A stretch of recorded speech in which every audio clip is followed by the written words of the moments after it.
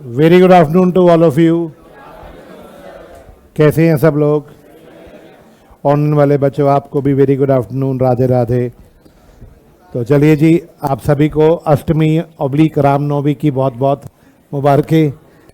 अब कल दशहरा है। देखो कल छुट्टी है, ये कंफर्म्ड है? किसने प्रपोज किया? तो मैंने बोला है ऐसा?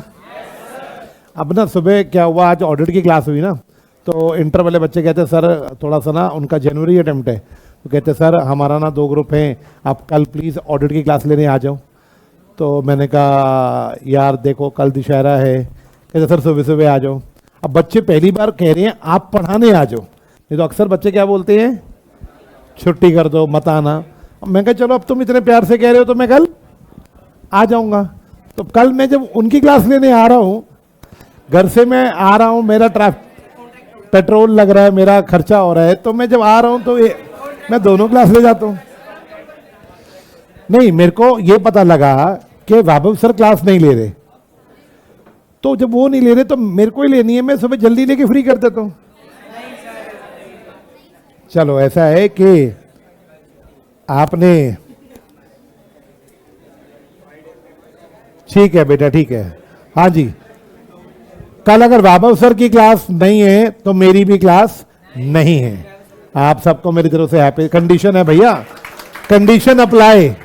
अगर वैभव सर की नहीं है, ऑफर मैं दे रहा हूं, अगर उनकी क्लास नहीं है तो मेरी भी क्लास कैंसिल है। अब देखना यह है कि वो क्लास लेते हैं या अभी आपको क्लास के बाद वो उनकी क्लास होगी, कंफर्म हो जाएगा, है ना। वैसे यार कल तो शाम को क्लास होनी भी नहीं चाहिए, चाहे दशहरा है, कोई दशहरा देखने जाए या ना जाए। कल थोड़ा सा ना जो बाजार का जो माहौल होता है ना, जो सड़कों का माहौल होता है, वो थोड़ा सा हुड़दंगी माहौल होता है। मतलब लोग दशहरा देख के आ रहे होते हैं, शोर शराबा होता है सड़कों के ऊपर। तो कल शाम को तो क्लास कायदे से नहीं होनी चाहिए।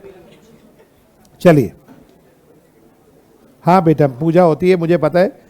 मेट्रो में पेट्रोल नहीं लगता सर आपका? हाँ हाँ, मेट्रो स्टेशन तक आने के लिए तो पेट्रोल लगता है ना भाई साहब। गाड़ी से आता हूँ, मेट्रो में पार्क करता हूँ। हाँ मेरा सवाल, चलो लेकिन at the end we are not taking any class tomorrow. हाँ जी, आज देखो एक और बात बताता हूँ, दशहरे पे एक बात और याद आई। 2008 या 9 का टाइम था, सीए इंटर की क्लास थी, दशहरे का दिन था। मतलब अभी कल जैसे दशहरा है, बच्चों का टाइम नवंबर था, ये अक्टूबर एंड हो गया ना, मतलब अभी तो दशहरा जैसे मिड में आ गया। उस समय फर्स्ट वीक ऑफ नवंबर में या अक्टूबर लास्ट वीक में दशहरा था, और फर्स्ट वीक में एग्जाम थे इंटर के। तो मैंने वैसे ही पूछा, मैंने कहा लॉ में कोई टॉपिक में दिक्कत है?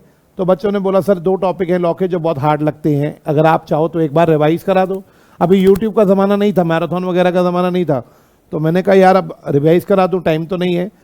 हाँ छुट्टी आ रही है, मैंने बच्चे को बोला, मैं कहा बेटा देखो मेरी छुट्टी है दशहरे वाले दिन, अगर आप सब आना चाहते हो तो मैं रिवाइज करा दूंगा, क्लास नहीं, मतलब कहने का मतलब फ्रेश नहीं पढ़ाऊंगा, जो मैंने पढ़ा है उसको एक बार रिवाइज करा दूंगा।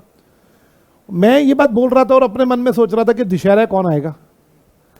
4 बजे से रात को 9 बजे तक का टाइम रखा गया क्लास का, जानबूझ के ऐसा टाइम रखा गया कि कोई भी ना आए, मेरे पे बात ही ना आए कि मैंने क्लास नहीं ली, है ना। अभी 3:30 बजे मेरे को फ़ोन आता है ऑफिस से, सर 30-40 बच्चे आए हैं। मैं कहा शेट यार 30-40 आ गए, अब भाई बच्चा तो एक भी आएगा तो जाना तो पड़ेगा, अगर हमने अनाउंस किया है तो। मैंने कहा चलो यार मैं तैयार होता हूँ। मैं बड़े बेमन से तैयार हुआ, घर से निकला 4:05 पे निकला। मैंने कहा चलो 15-20 मिनट में ऑफिस पहुँच जाऊँगा, सड़कें खाली होती है। अब मैं घर से निकला तो फ़ोन आया, सर जगह नहीं है क्लास में बिठाने की। मैंने कहा 450 बच्चों की कैपेसिटी है सर, हॉल फुल है। मैं कौन आ गया, दशहरा देखने आए हैं क्या? मैंने ऐसे ही बोला उसको। मैंने कहा मैं को रावण हूं जो मेरे को देखने आए, दशहरा देखने आए। यार जज्बा था बच्चों में, है। अभी 450 बैच फुल। मुझे फोन इसलिए आया कि जगह खत्म हो चुकी है हॉल में, बाहर का क्या करें। जैसे ये तो मॉल है, उस जमाने में हमारे हॉल हुआ करते थे, तो अब सीढ़ियाँ थी साइड में। कहते सर बच्चे बाकी कहाँ बैठाए? मैंने कहा यार 450, अपने बच्चे कितने हैं? बोला सर अपने 300-350 है, बाहर का बच्चा भी आ गया, क्योंकि रिवीजन में तो सबको अलाउड था, आई कार्ड थोड़ी ना चेक होते थे। तो मैंने कहा यार अब कहीं भी लगाओ, कुर्सियाँ लगाओ, सीढ़ियों पे बैठाओ, जो करना है करो। भाई साहब जब मैं पहुंचा 3rd फ्लोर पे क्लास चलती थी, ग्राउंड फ्लोर तक सारी सीढ़ियाँ भरी पड़ी थी, मतलब तकरीबन 750 बच्चा उस दिन आया था। मैं हैरान था, मैंने 4 बजे पढ़ाना शुरू किया, 6:15 6:30 हो गए, बाहर पटाखों की आवाज़ आनी शुरू हो गई, रावण फूकने शुरू हो गए, आती है ना आवाज़। मैं सोच रहा कि अभी शोर मचेगा कि छोड़ दो, अब तो रावण दह हो गया, अब तो छोड़ दो। किसी बच्चे ने शोर नहीं मचाया। मैं देखता रहा कि हाय बोल दो यार, हाय बोल दो, मैं भी घर चला जाऊंगा। हाँ मतलब भाई साहब, मैंने 9 बजे क्लास, 9 का 9:15 हो गया टॉपिक खत्म होते होते, 9:15 बजे बच्चे उठे क्लास से। मैं कहा भाई मैं तुम लोगों के लिए क्लैप करता हूँ बच्चों, मतलब मैं मानता हूँ तुम्हारा जज्बा।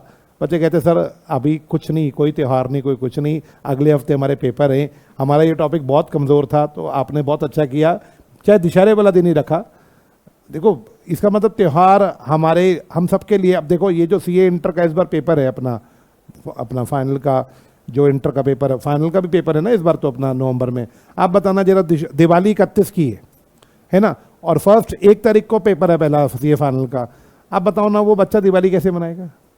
1 नवंबर को पहला पेपर है, 31 अक्टूबर की दिवाली है ना इस बार, और एक ये हर बार का है तमाशा। 1 या 2 को अकाउंट्स का सीए फाइनल है, तो 1 3 5 ऑड में सीए फाइनल के होते हैं, इंटर के इवन में होते हैं। 1 3 5 फाइनल का डेट है। हमारे लिए त्यौहार नहीं है, जब तक हम अपनी डिग्री नहीं कंप्लीट करेंगे हमारा कोई त्यौहार नहीं है। जब डिग्री कंप्लीट होगी तो हम त्योहारों के बारे में सोचेंगे। यार आप मानते हो ये जो त्यौहार होते हैं ना, दिवाली दशहरा होली, ये हर साल आते हैं, ये तो आपको पता है। मुझे ऐसा लगता है, देखो 2 बातें, पहली बात पे शायद आप मेरे से एग्री ना करो, मैं 2 बातें अपने थॉट सबसे शेयर कर रहा हूँ। पहला थॉट, त्यौहार अमीरों के होते हैं, ये बात से शायद आप एग्री नहीं करते, बट त्यौहार अमीरों के होते हैं। जिसकी जेब में पैसे नहीं है ना, उसके लिए दिवाली का कोई मतलब नहीं है। वो दुकान सजी हुई है, बहुत अच्छी लग रही है मार्केट देखने में, बट खरीदने के पैसे भी तो होने चाहिए जेब में। तो त्यौहार तो उसके हैं जिसकी जेब में पैसे हैं। और ना त्यौहार मनाने का मजा तब आता है जब हमने कुछ अचीव करा हो, हम फेलियर नहीं हो। आप एक बार सीए बन जाओगे, आपकी अच्छी जॉब लग जाएगी। अभी एक बच्चा आज सुबह मिला, यहीं पे आया हुआ था, इंटर मुझसे पिछली बार पढ़ा था, आर्टिकलशिप लगी थी कहीं पे, तो अपना व्यू पॉइंट शेयर करने आया था कि सर आर्टिकलशिप में ऐसे कर ले वैसे कर ले। तो मैं देख रहा हूँ उस बच्चे को, मैंने कहा ये कितना नालायक सा बच्चा था क्लास में, इतने अच्छे सीए फर्म में इसको आर्टिकलशिप मिल गई। मैं कहा यार अभी तो आज तो वो इतना शरारती बच्चा था क्लास में। मैंने कहा यार आज रामनवमी का दिन और तू मेरे से पढ़ाई की बातें कर रहा है, आर्टिकलशिप वगैरह की। कहता नहीं सर कल छुट्टी का दिन है, तो मैं थोड़ा नोट्स वगैरह असेंबल कर लूँ, फाइनल की पढ़ाई भी नहीं हो पा रही। मतलब आप देखो बच्चों का जज्बा, सर फाइनल की पढ़ाई नहीं हो पा रही, पूरा पूरा दिन ऑफिस में रहते हैं हम लोग। तो मैं अब मेरे पास 2 दिन की छुट्टी थी, तो मैंने कहा थोड़ा सा मैं सीए फाइनल ऑडिट के बारे में कुछ बात करनी थी उससे मुझसे। कहता सर पढ़ाई हो नहीं पा रही, तो मैंने कहा आपसे ज़रा टाइम टेबल बनवा लेता हूँ। तो देखो मैं आपको मोटिवेट या डीमोटिवेट करने की बात नहीं कर रहा, लेकिन पढ़ाई करने का मतलब इंजॉय करने का मज़ा ही तब आएगा जब हमारे पास कोई चीज़ हम अचीव कर लेंगे। अभी आप छोटे हो, अभी थोड़ा सा मस्ती अलाउड है, फाउंडेशन तक मस्ती अलाउड है, लेकिन मस्ती not allowed in CA inter. CA inter का टाइम टेबल सुनो, 14 तारीख से सीए इंटर हमारे यहाँ बच्चों के रिवीजन टेस्ट शुरू हो रहे हैं। टेस्ट समझना कैसे, क्या शानदार दिमाग लगाया हुआ है सर ने, मैं आपसे शेयर कर रहा हूँ, शायद उन्होंने बताया आपको कुछ ऐसा का। चलो मैं बता देता हूँ। 14 तारीख को ग्रुप 1 में 3 पेपर होते हैं, अकाउंट्स टैक्स लॉ, ठीक है। उन्होंने बोला बच्चों सुबह 7 बजे आप सब ने उठ जाना। देखो टाइम टेबल सुनना, सुबह 7 बजे उठो, 7 से 10 अकाउंट्स का एक चैप्टर तो उनको दे दिया, तुमने घर बैठ के रिवाइज करना है। 7 से 10 रिवाइज किया, 10 से 10:30 में टेस्ट विंडो खुल जाएगी। 10 से 10:30 में तुम्हें एक टेस्ट सॉल्व करना है अकाउंट्स का, आधा घंटा ऑनलाइन टेस्ट करो और सबमिट करो, ठीक है। 10:30 बजे आपका खत्म, आधा घंटा ब्रेक लोगे। 11 से 2 आप फिर सेकंड पेपर टैक्स की पढ़ाई करो घर बैठ के, एक चैप्टर टैक्स का पढ़ोगे। 2 बजे के बाद 2 से 2:30 आपका उसका टेस्ट होगा, विंडो खुल जाएगी, टैक्स का टेस्ट दोगे आप ऑनलाइन घर से बैठ के ही। 2:30 बजे टैक्स का टेस्ट खत्म होगा, आधा घंटा फिर ब्रेक लो, और 3 से 6 आप लॉ का पेपर पढ़ो बैठ के। 6 से 6:30 आप लॉ का टेस्ट दो, और 6:30 के बाद आप फ्री हो, सो जाओ। मतलब आप फ्री हो 6:30 7 बजे के बाद। बच्चा सुबह 7 बजे से 6:30 बजे तक, क्या मैं बोल सकता हूँ 11 साढ़े 11 घंटा का उन्होंने टाइम टेबल बना दिया। और ये टाइम टेबल पूरा 1 महीना, रोज एक चैप्टर का टेस्ट होगा। आप बताओ जरा, रोज बच्चा अगर पढ़ेगा, 3 घंटे पढ़ रहा है, फिर आधा घंटा टेस्ट दे रहा है, फिर 3 घंटे पढ़ रहा है एक सब्जेक्ट को, फिर उसका टेस्ट दे रहा है, ऐसे बच्चे की प्रैक्टिस कितनी ज़्यादा होगी। आज हम ग्रुप 2 का बैच चल रहा था, वही बात हो रही थी कि सर आपका सिलेबस कब खत्म होगा। मैं कहा बेटा मैं सैटरडे संडे में ख़त्म कर देता हूँ, या आगे भी जाएगा तो आप मत आओ क्लास में, आप अपना 14 से अपने टेस्ट की तैयारी करो। पहले ग्रुप 1 के 1 महीना टेस्ट चलेंगे, फिर ग्रुप 2 के टेस्ट चलेंगे। ये टेस्ट होने के बाद फिर प्रॉपर 100 नंबर के टेस्ट चलेंगे। इतनी ज़्यादा मेहनत क्यों की जा रही है कि भैया थोड़ा सा पेपर टफ है, अगर बच्चों पे थोड़ी मेहनत करेंगे तो मज़ा आ जाएगा। चलो लेट्स नाउ प्रोसीड विद, बहुत हो गई इधर उधर की बातें। यस, कहाँ थे हम लोग कल? कौन सा टॉपिक शुरू हुआ था? कंसिडरेशन। क्या मैं शुरू कर सकता हूं कंसिडरेशन? आज रिवीजन नहीं करूंगा, कोई प्रॉब्लम किसी को? आज कोई रिवीजन नहीं होगी, इज इट ओके? आज शुरुआत करते हैं कंसिडरेशन से। थोड़ा सा कल हम पीछे रह गए थे, है ना, कल हमने कुछ खास पढ़ा नहीं था, तो आज पहले फटाफट अपना टारगेट पूरा करते हैं। आइए।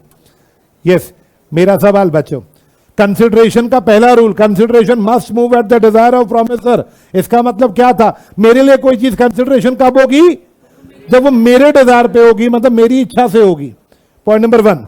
Point number 2, consideration may move from promisee और एनी अदर पर्सन। मतलब मुझे कंसिडरेशन चाहिए, चाहे प्रोमिसी दे चाहे थर्ड पार्टी दे, मुझे उससे कोई मतलब नहीं है।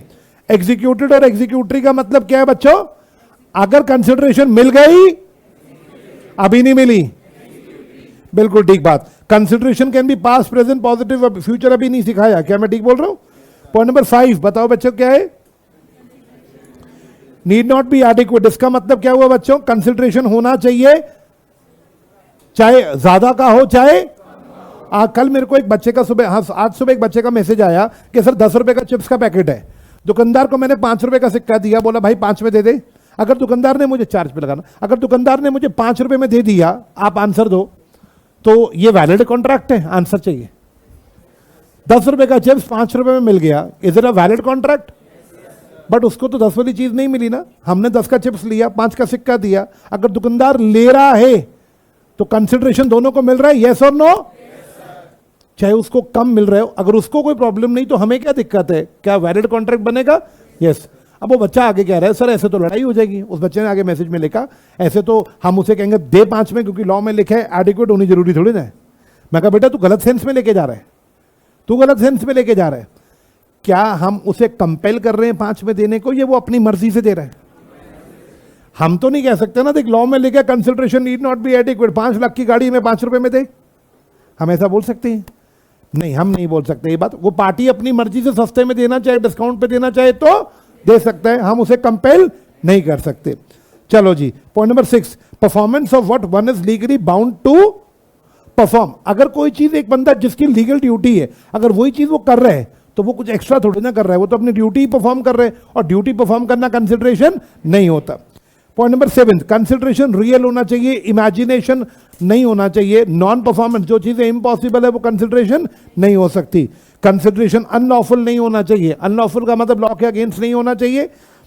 इमोरल नहीं होना चाहिए, इमोरल का मतलब हमारे मोरल वैल्यूज के खिलाफ नहीं होना चाहिए। और not oppose to public policy, हमारे देश या कंट्री के खिलाफ भी। क्या बात क्लियर है? चलिए, अब आपको यहां तक समझ आ गया आज की क्लास में। अच्छा, मैंने एक पॉइंट और ऐड करवाया था, क्या था बच्चों?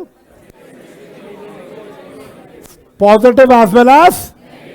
सब बच्चे बताओ, अगर कुछ मिला या कुछ मिलना है या कुछ होना है या कुछ करना है, मतलब सब में पॉजिटिव आ रहा होगा आपको आवाज, है ना? कुछ नहीं करना, नहीं मिलेगा, नहीं करूंगा, ना आ रहा है ना, तो ये सब क्या है? Negative consideration. क्या बात क्लियर है? सब बच्चे अब बोर्ड पे बताओ, आज तारीख क्या है? 11 अक्टूबर है। क्लियर? सपोज आज मेरा आपसे कॉन्ट्रैक्ट हो रहा है, आज मैं आपसे कॉन्ट्रैक्ट कर रहा, मेरा नाम है, आपका नाम भी, आज का डेट का नाम रख देते हैं डेट ऑफ कॉन्ट्रैक्ट। क्या बात क्लियर है?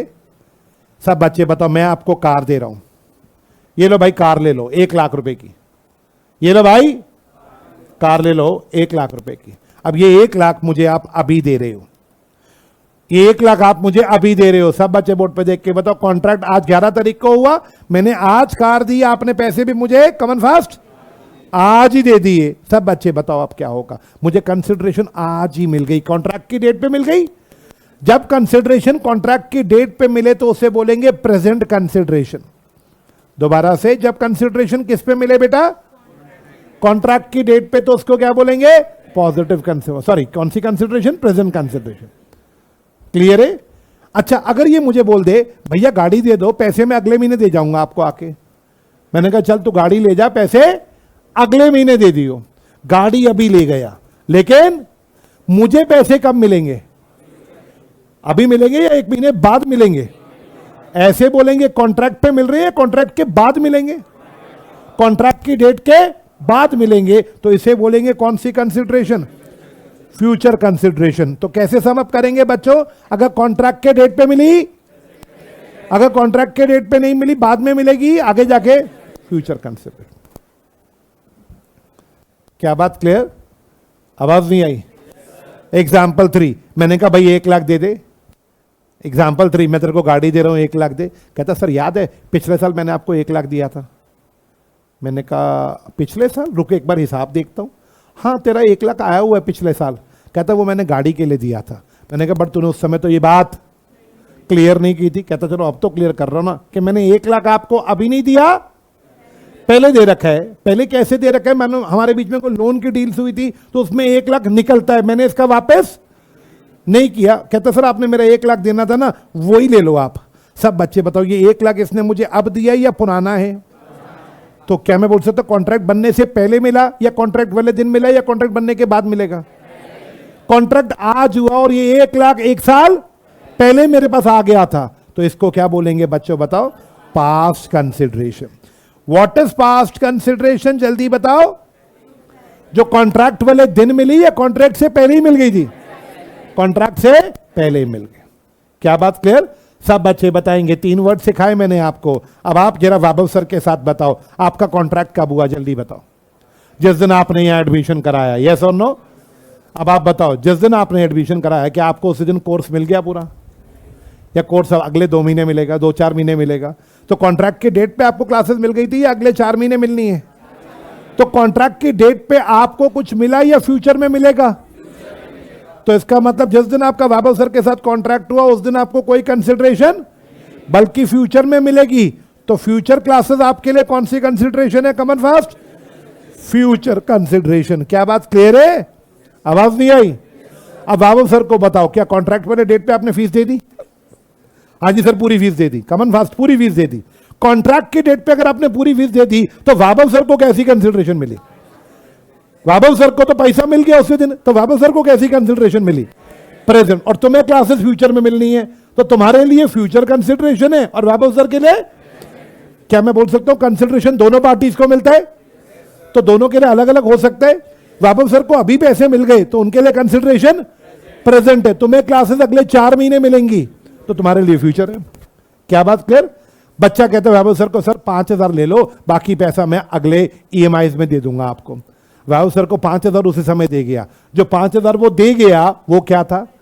वाबव सर के लिए प्रेजेंट कंसिडरेशन। बाकी पैसा वो क्या बोल गया? फ्यूचर में दे दूंगा। तो वाबव सर के लिए बाकी फीस क्या बन गई? Future consideration. क्या बात क्लियर? और तीसरा एग्जांपल, वाबव सर आपको याद है मैंने आपसे पैसे लेने भी थे, वो पुराने पैसे, वही ले लो आप, वही आप क्लास के लिए एडजस्ट कर लो। अब ये पैसे अभी दिए या पहले के दे रखे थे? तो ये कौन सी कंसिडरेशन हो गई बताओ? Past consideration. तो बताओ बच्चे, क्या आपको तीनों वर्ड समझ आ गया? तो कॉन्ट्रैक्ट के डेट पे सम अप करो। कॉन्ट्रैक्ट के डेट पे मिला तो प्रेजेंट है, कॉन्ट्रैक्ट बनने से पहले मिला तो, कॉन्ट्रैक्ट बनने के बाद मिलेगा तो फ्यूचर है। अब आप पूछो, आपको क्या पूछना है? यस शहनाज, अभी लेते हैं डाउट आपका। क्या ये बात समझ आ गया? अब आप बताओ, पक्का क्लियर है? Present past future. अब आप मेरे लिए 6 एग्जाम्पल बना दो, बात खत्म। Mic ready? Mic ready? मेरा डाउट जिसको बोलूंगा उसको देना, ऐसे जबरदस्ती नहीं देना आज। क्लियर है? देखो कंसिडरेशन पास्ट होगी, प्रेजेंट होगी या पॉजिटिव फ्यूचर होगी? पक्का? चलो अच्छा, कंसिडरेशन में कुछ मिलेगा तो, कुछ नहीं करने की बात होगी तो कहने से 3 तरह की कंसिडरेशन 2 तरह से हो सकता है, यानी 3 into 2 6 परमुटेशन बन सकती है। 6 परमुटेशन बनाओ। पहली पास्ट में बोलो, पास्ट पॉजिटिव भी हो सकती है, पास्ट प्रेजेंट पॉजिटिव भी हो सकती है, प्रेजेंट नेगेटिव भी हो सकती है, फ्यूचर में पॉजिटिव भी हो सकती है, फ्यूचर में। चलो मेरे को बताओ पहले मैं कौन सा एग्जाम्पल बनाऊं, या मैं कोई नहीं बनाता। You try. बोलो मंजूर? हाथ खड़ा करो जिसका 6 एग्जाम्पल मिलने चाहिए मुझे। समझ आ गया? 6 एग्जाम्पल कौन कौन से? 2 पास्ट के चाहिए, past present, past negative, sorry past positive, past negative, present positive, present negative, future positive. 6 example चाहिए, कोई एक भी देना चाहे हाथ खड़ा कर ले। अरे इधर देना माइक। हाँ जी, मेरा सवाल जल्दी दे दो, माइक दे दो। चलिए अभी ध्रुव अभी सुनते हैं। हाँ यस ध्रुव, हाँ जी, हाँ हेलो बेटा, व्हाट्स योर नेम? जैसे किराने की दुकान। What's your name? तनवीर। हाँ तनवीर बोलो। सर जैसे हम किराने की दुकान पे मंथली बना देते हैं कि आपको 1 महीने बाद इतना पैसा हम दे देंगे जितना टोटल बिल आएगा। किराने की दुकान वाले को बोल के आया, अंकल मेरे घर पे राशन भेज दो, महीने के बाद मैं आपको बिल दे जाऊंगा। तो ये कौन सी, इन्हीं को बोल रहे हो तनवीर, ये कौन सी कंसिडरेशन है? आपके लिए फ्यूचर है, दुकानदार के लिए फ्यूचर है? दुकानदार के लिए। दुकानदार को फ्यूचर में आप पैसे दोगे, ये पॉजिटिव है या नेगेटिव है? पॉजिटिव। तो इन्होंने जो एग्जाम्पल दिया वो फ्यूचर किसका था? पॉजिटिव। ये एग्जाम्पल तनवीर का बिल्कुल ठीक है। क्या मैं बोल सकता हूं, एक बच्चे ने, ध्रुव ने लिखा सर ईएमआई, हम बैंक को ईएमआई देंगे, अभी दे रहे हैं या फ्यूचर में देंगे? और देंगे पॉजिटिव या नेगेटिव? तो ध्रुव गर्ग का एग्जाम्पल भी बिल्कुल ठीक है, उसने भी बोला सर फ्यूचर में जो ईएमआई देंगे वो भी क्या है? Future positive. ठीक है तनवीर। हाँ जी, और कोई एग्जाम्पल? 5 बचे हैं अभी, 5 बच्चों को नीड है मुझे अभी। अरे यार कुछ भी बना दो, पीछे दे दो, तनवीर के पीछे बच्ची बैठी है। ओके, अरे विशाल तुम भी मेरा माइक रेडी करना पीछे वालों के लिए। हाँ सर, हमने दुकानदार को पैसे दिए लेस का पैकेट देने के लिए, उसने हमको तभी दे दिया। इन्होंने अभी जाके दुकानदार को बोला 20 रुपए का लेस, अंकल रफल लेस का पैकेट देना, उसने कहा लो मैडम पकड़ो, इन्होंने अभी 20 का नोट उसको पकड़ा दिया। अब आप बताओ, कॉन्ट्रैक्ट के समय ही पकड़ा दिया, प्रेजेंट पॉजिटिव, प्रेजेंट में पैसे पकड़ा दिया, यानी प्रेजेंट। क्या नाम बेटा? प्रिया। प्रिया ने दे दिया प्रेजेंट पॉजिटिव का एग्जाम्पल, तनवीर ने दे दिया फ्यूचर पॉजिटिव का एग्जाम्पल। अब आया विशाल, इनको देना जरा माइक, हाथ खड़ा करना बेटा। यस, मेरा सवाल। हाँ जी हाँ जी सर। बोलो बेटा। सर जैसे लास्ट टाइम मैंने 40 रुपीज़ का परचेज करा शॉपकीपर से, 10 रुपये उस पर पहले रह गए थे। पहले रह गए थे, वेरी गुड। 40 रुपए का सामान परचेज किया, 50 का नोट उसको दे दिया पिछली बार, बोला भाई तेरे पास 10 रुपए रह गए। इस बार गए, इसको बोला भाई 10 रुपए का पेन दियो, उसने कहा पेन ले ले भाई, पैसे दे। इसने कहा पहले 10 रुपए बचे थे ना तेरे पास, वही एडजस्ट कर लेना, कर लियो। सब बच्चे बताओ, दुकानदार को आज 10 रुपए मिले या पास्ट में मिल चुके थे? ये पास्ट मिल चुके थे, पॉजिटिव या नेगेटिव? Very good. क्या नाम है बेटा? समीर। ओके, समीर जी ने पॉजिटिव पास्ट का दे दिया। क्या क्लियर है? समीर, प्रिया, तनवीर, आपने पॉजिटिव बोल दिए, क्या आप तीनों नेगेटिव भी बोल सकते हो? चलाक बच्चे सारे पॉजिटिव बोल गए, नेगेटिव से डर लग रहा है। पीछे से माइक दो, वो बच्ची पीछे मांग रही है माइक। हाँ बच्चे, what's your name? Hello Kanak. Hello Kanak, एक डेकोरम रखो, हेलो सर, फिर अपना नाम, माय नेम इज कनक, उसके बाद शुरू हो जाओ। हैं, अब बोलो बच्चे। सर डोनेशन दी जैसे मंदिर में या फिर कहीं पे रिलीजियस, बट हमें रिटर्न में कुछ भी नहीं मिला। तो ये तो आपको तो कुछ नहीं मिला, बट मंदिर के पॉइंट ऑफ व्यू से बताना, मंदिर को कुछ मिला? हमने दी ना डोनेशन। नहीं, आपको मिला कुछ? नहीं। तो आपके लिए तो कोई एक मिनट, नेगेटिव कंसिडरेशन हुआ ना, हमें नहीं मिला कुछ। नहीं, ये तो हमें कुछ नहीं मिला मंदिर में डोनेशन देके, ये नेगेटिव कंसिडरेशन नहीं हो सकता कनक। कोई बात नहीं, आपने ट्राई किया, कोई बात नहीं बच्चे। हाँ पीछे और कोई? एक मिनट, वो बच्ची बहुत देर से हाथ खड़ा कर रही है, विशाल। हाँ जी, ओके बेटा। Hello sir. हेलो बच्चे। रितिका हेयर। हाँ बच्चे। सर फ्यूचर के लिए नेगेटिव एग्जांपल ये हो सकता है। अरे एक मिनट सुनने दो। हाँ, कि लाइक अगर कोई भी जैसे डायरेक्टर अगर हीरो को पैसे दे और उसके एडवर्टीजमेंट में काम के लिए, बट वो एक्स्ट्रा मनी देके उसको बोल दे कि तू फ्यूचर में 3 मंथ्स तक किसी भी एडवर्टीजमेंट में काम नहीं करेगा। वेरी गुड सेड बेटा। क्या नाम बोला आपने? Ritika. Kritika, very well said. एक एक्टर को पैसे दिए अभी, ये पकड़ 5 लाख रुपए हमारी मूवी में काम करने के, 1 लाख और पकड़, जब तक हमारी मूवी में किसी और मूवी में काम नहीं करेगा। अब आप बताओ, आपने उसको कितने पैसे दिए? 6 लाख। उसको तो 6 लाख मिल गए, उसके लिए तो पॉजिटिव है, उसको मिला। आपको क्या मिला? 5 लाख में तो उसका आपकी मूवी में काम करना मिला, वो आपकी मूवी में 5 लाख की सर्विस देगा, पॉजिटिव या नेगेटिव? पॉजिटिव। 5 लाख की तो सर्विस मिली, वो तो पॉजिटिव है। 1 लाख और चीज किसका दिया कि वो कहीं और काम आपको ये भी तो मिला कि वो किसी और की मूवी में काम नहीं करेगा, ये आपके लिए कौन सी कंसिडरेशन हो गई? नेगेटिव। तो आपको जो 1 लाख उसको दिया, आपको क्या मिला बदले में 1 लाख के? कि ये किसी और की मूवी में फ्यूचर में काम नहीं करेगा। ये जो काम नहीं करेगा ना फ्यूचर में, इसको बोलेंगे future negative. Very well said Kritika. हाँ जी, समझ आया बच्चों? ओके, आगे दो भाई माइक, इनको दो भाई साहब को, बहुत देर से बात हो गई, इनकी भी कर लेते हैं। हाँ ओके, आप पे आएंगे। हाँ चलो भाई, कौन सा दे रहे हो? Sir pass negative. यार फिर तू वैसे नहीं बोल रहा। Hello sir. What's your name? Dev. अच्छा जी, बोलो देव।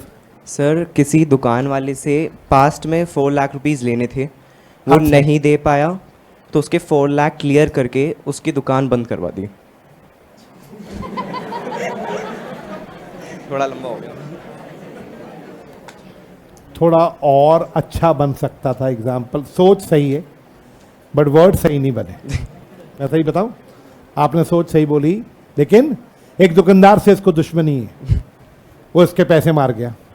इसने किसी को 5 लाख दिए और बोला तुम इस दुकानदार की दुकान बंद करा दो। बात यही बोलना चाह रही है। इन्होंने किसी को 5 लाख दिए कि इस दुकानदार, या उसी दुकानदार के पास गए, बोले 5 लाख पकड़, अपनी दुकान बंद कर दे। अब आप किसी को 5 लाख देके बोल रहे हो दुकान बंद कर दे, ये पॉजिटिव है या नेगेटिव? नेगेटिव। उसको 5 लाख मिल गए, उसके लिए कंसिडरेशन क्या है? पॉजिटिव। आपको 5 लाख देके क्या मिल रहा है? इसकी दुकान खुली मिल रही है या बंद करवा रहे हो? बंद करवा रहे हो। तो आपको अभी इसने आपने उसको बोला 5 लाख पकड़, अभी अपना शटर बंद कर, आज के बाद दोबारा दुकान मत खोलियो। इसने कहा ठीक है भाई, उसने उसी समय दुकान बंद कर दी आपके सामने। आपको कुछ पॉजिटिव मिला या नेगेटिव मिला? दुकान बंद हो गई, कुछ सामान तो नहीं मिला आपको। ये कौन सी कंसिडरेशन है? नेगेटिव। अभी बंद हो गई, ये कौन से वाली है बच्चों, बताना? Present negative. क्या नाम है आपका? देव। मैंने आपके एग्जांपल में थोड़ा बदलाव कर दिया। क्लियर है? Present negative. अब बस last but not the least, past में नेगेटिव।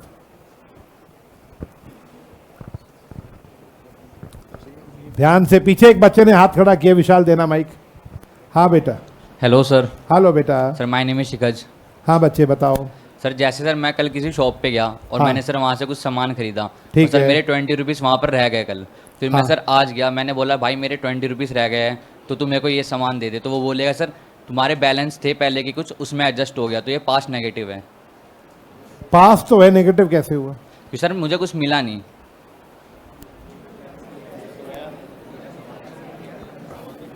थोड़ा सा और अच्छा एग्जाम्पल, सोच समझ आ गई मेरे को। थोड़ा एग्जाम्पल और कोई। आप पास्ट में कुछ ऐसा सोचो, कुछ नहीं हुआ ना पास्ट में, यही आपके लिए कंसिडरेशन।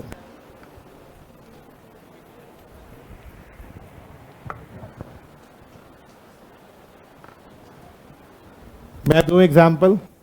मैं तो आपको 2 मिनट का टाइम दे रहा हूं। कुछ नहीं हुआ पास्ट में, आपके डिजायर पे हुआ वो, मतलब आप चाहते थे वो ना, वो डिजायर भी तो जरूरी है ना।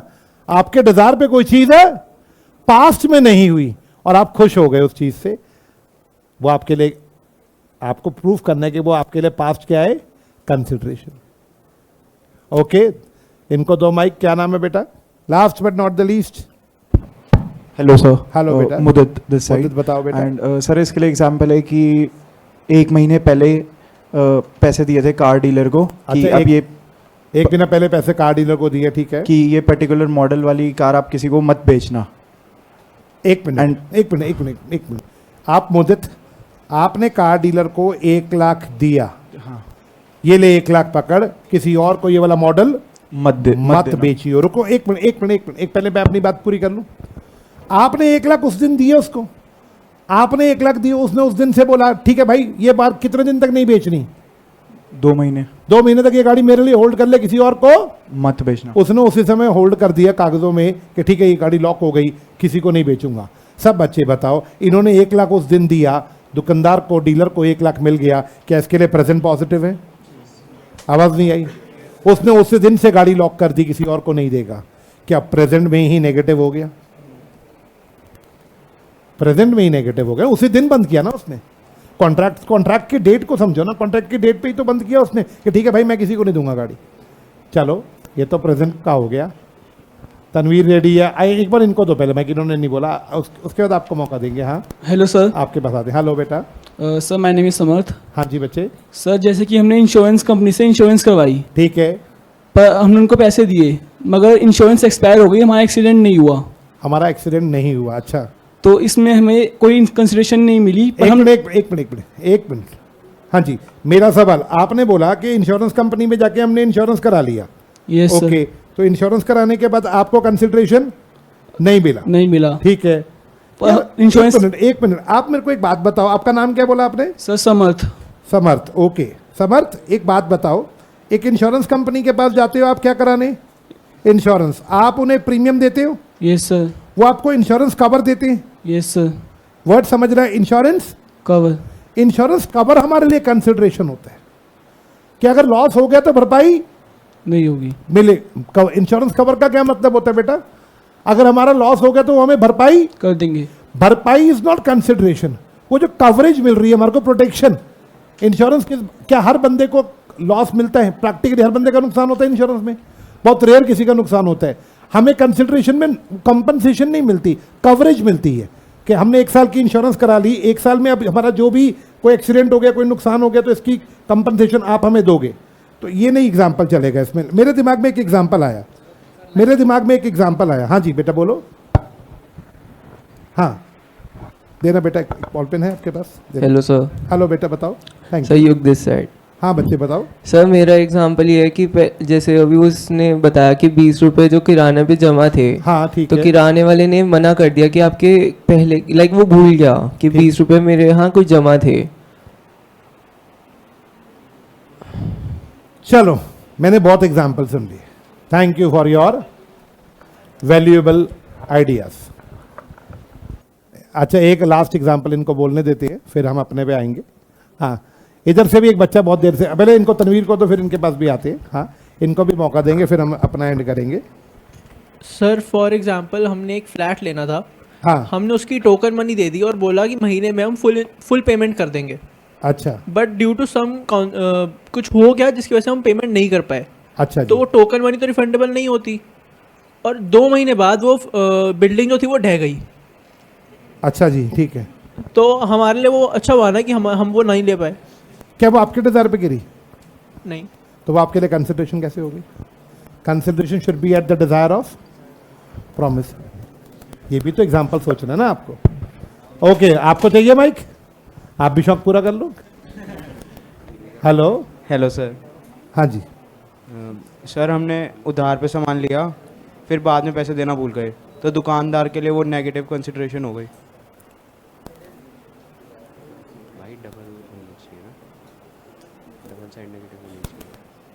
चलिए, बहुत हो गए। आपका नाम क्या है? श्रेयांश। श्रेयांश मेरे पास आया क्लास के बाद, सर सैटरडे संडे 2 छुट्टी आ रही है। मैंने कहा हाँ बेटा 2 छुट्टी है। कहता मंडे भी ऑफ कर दोगे?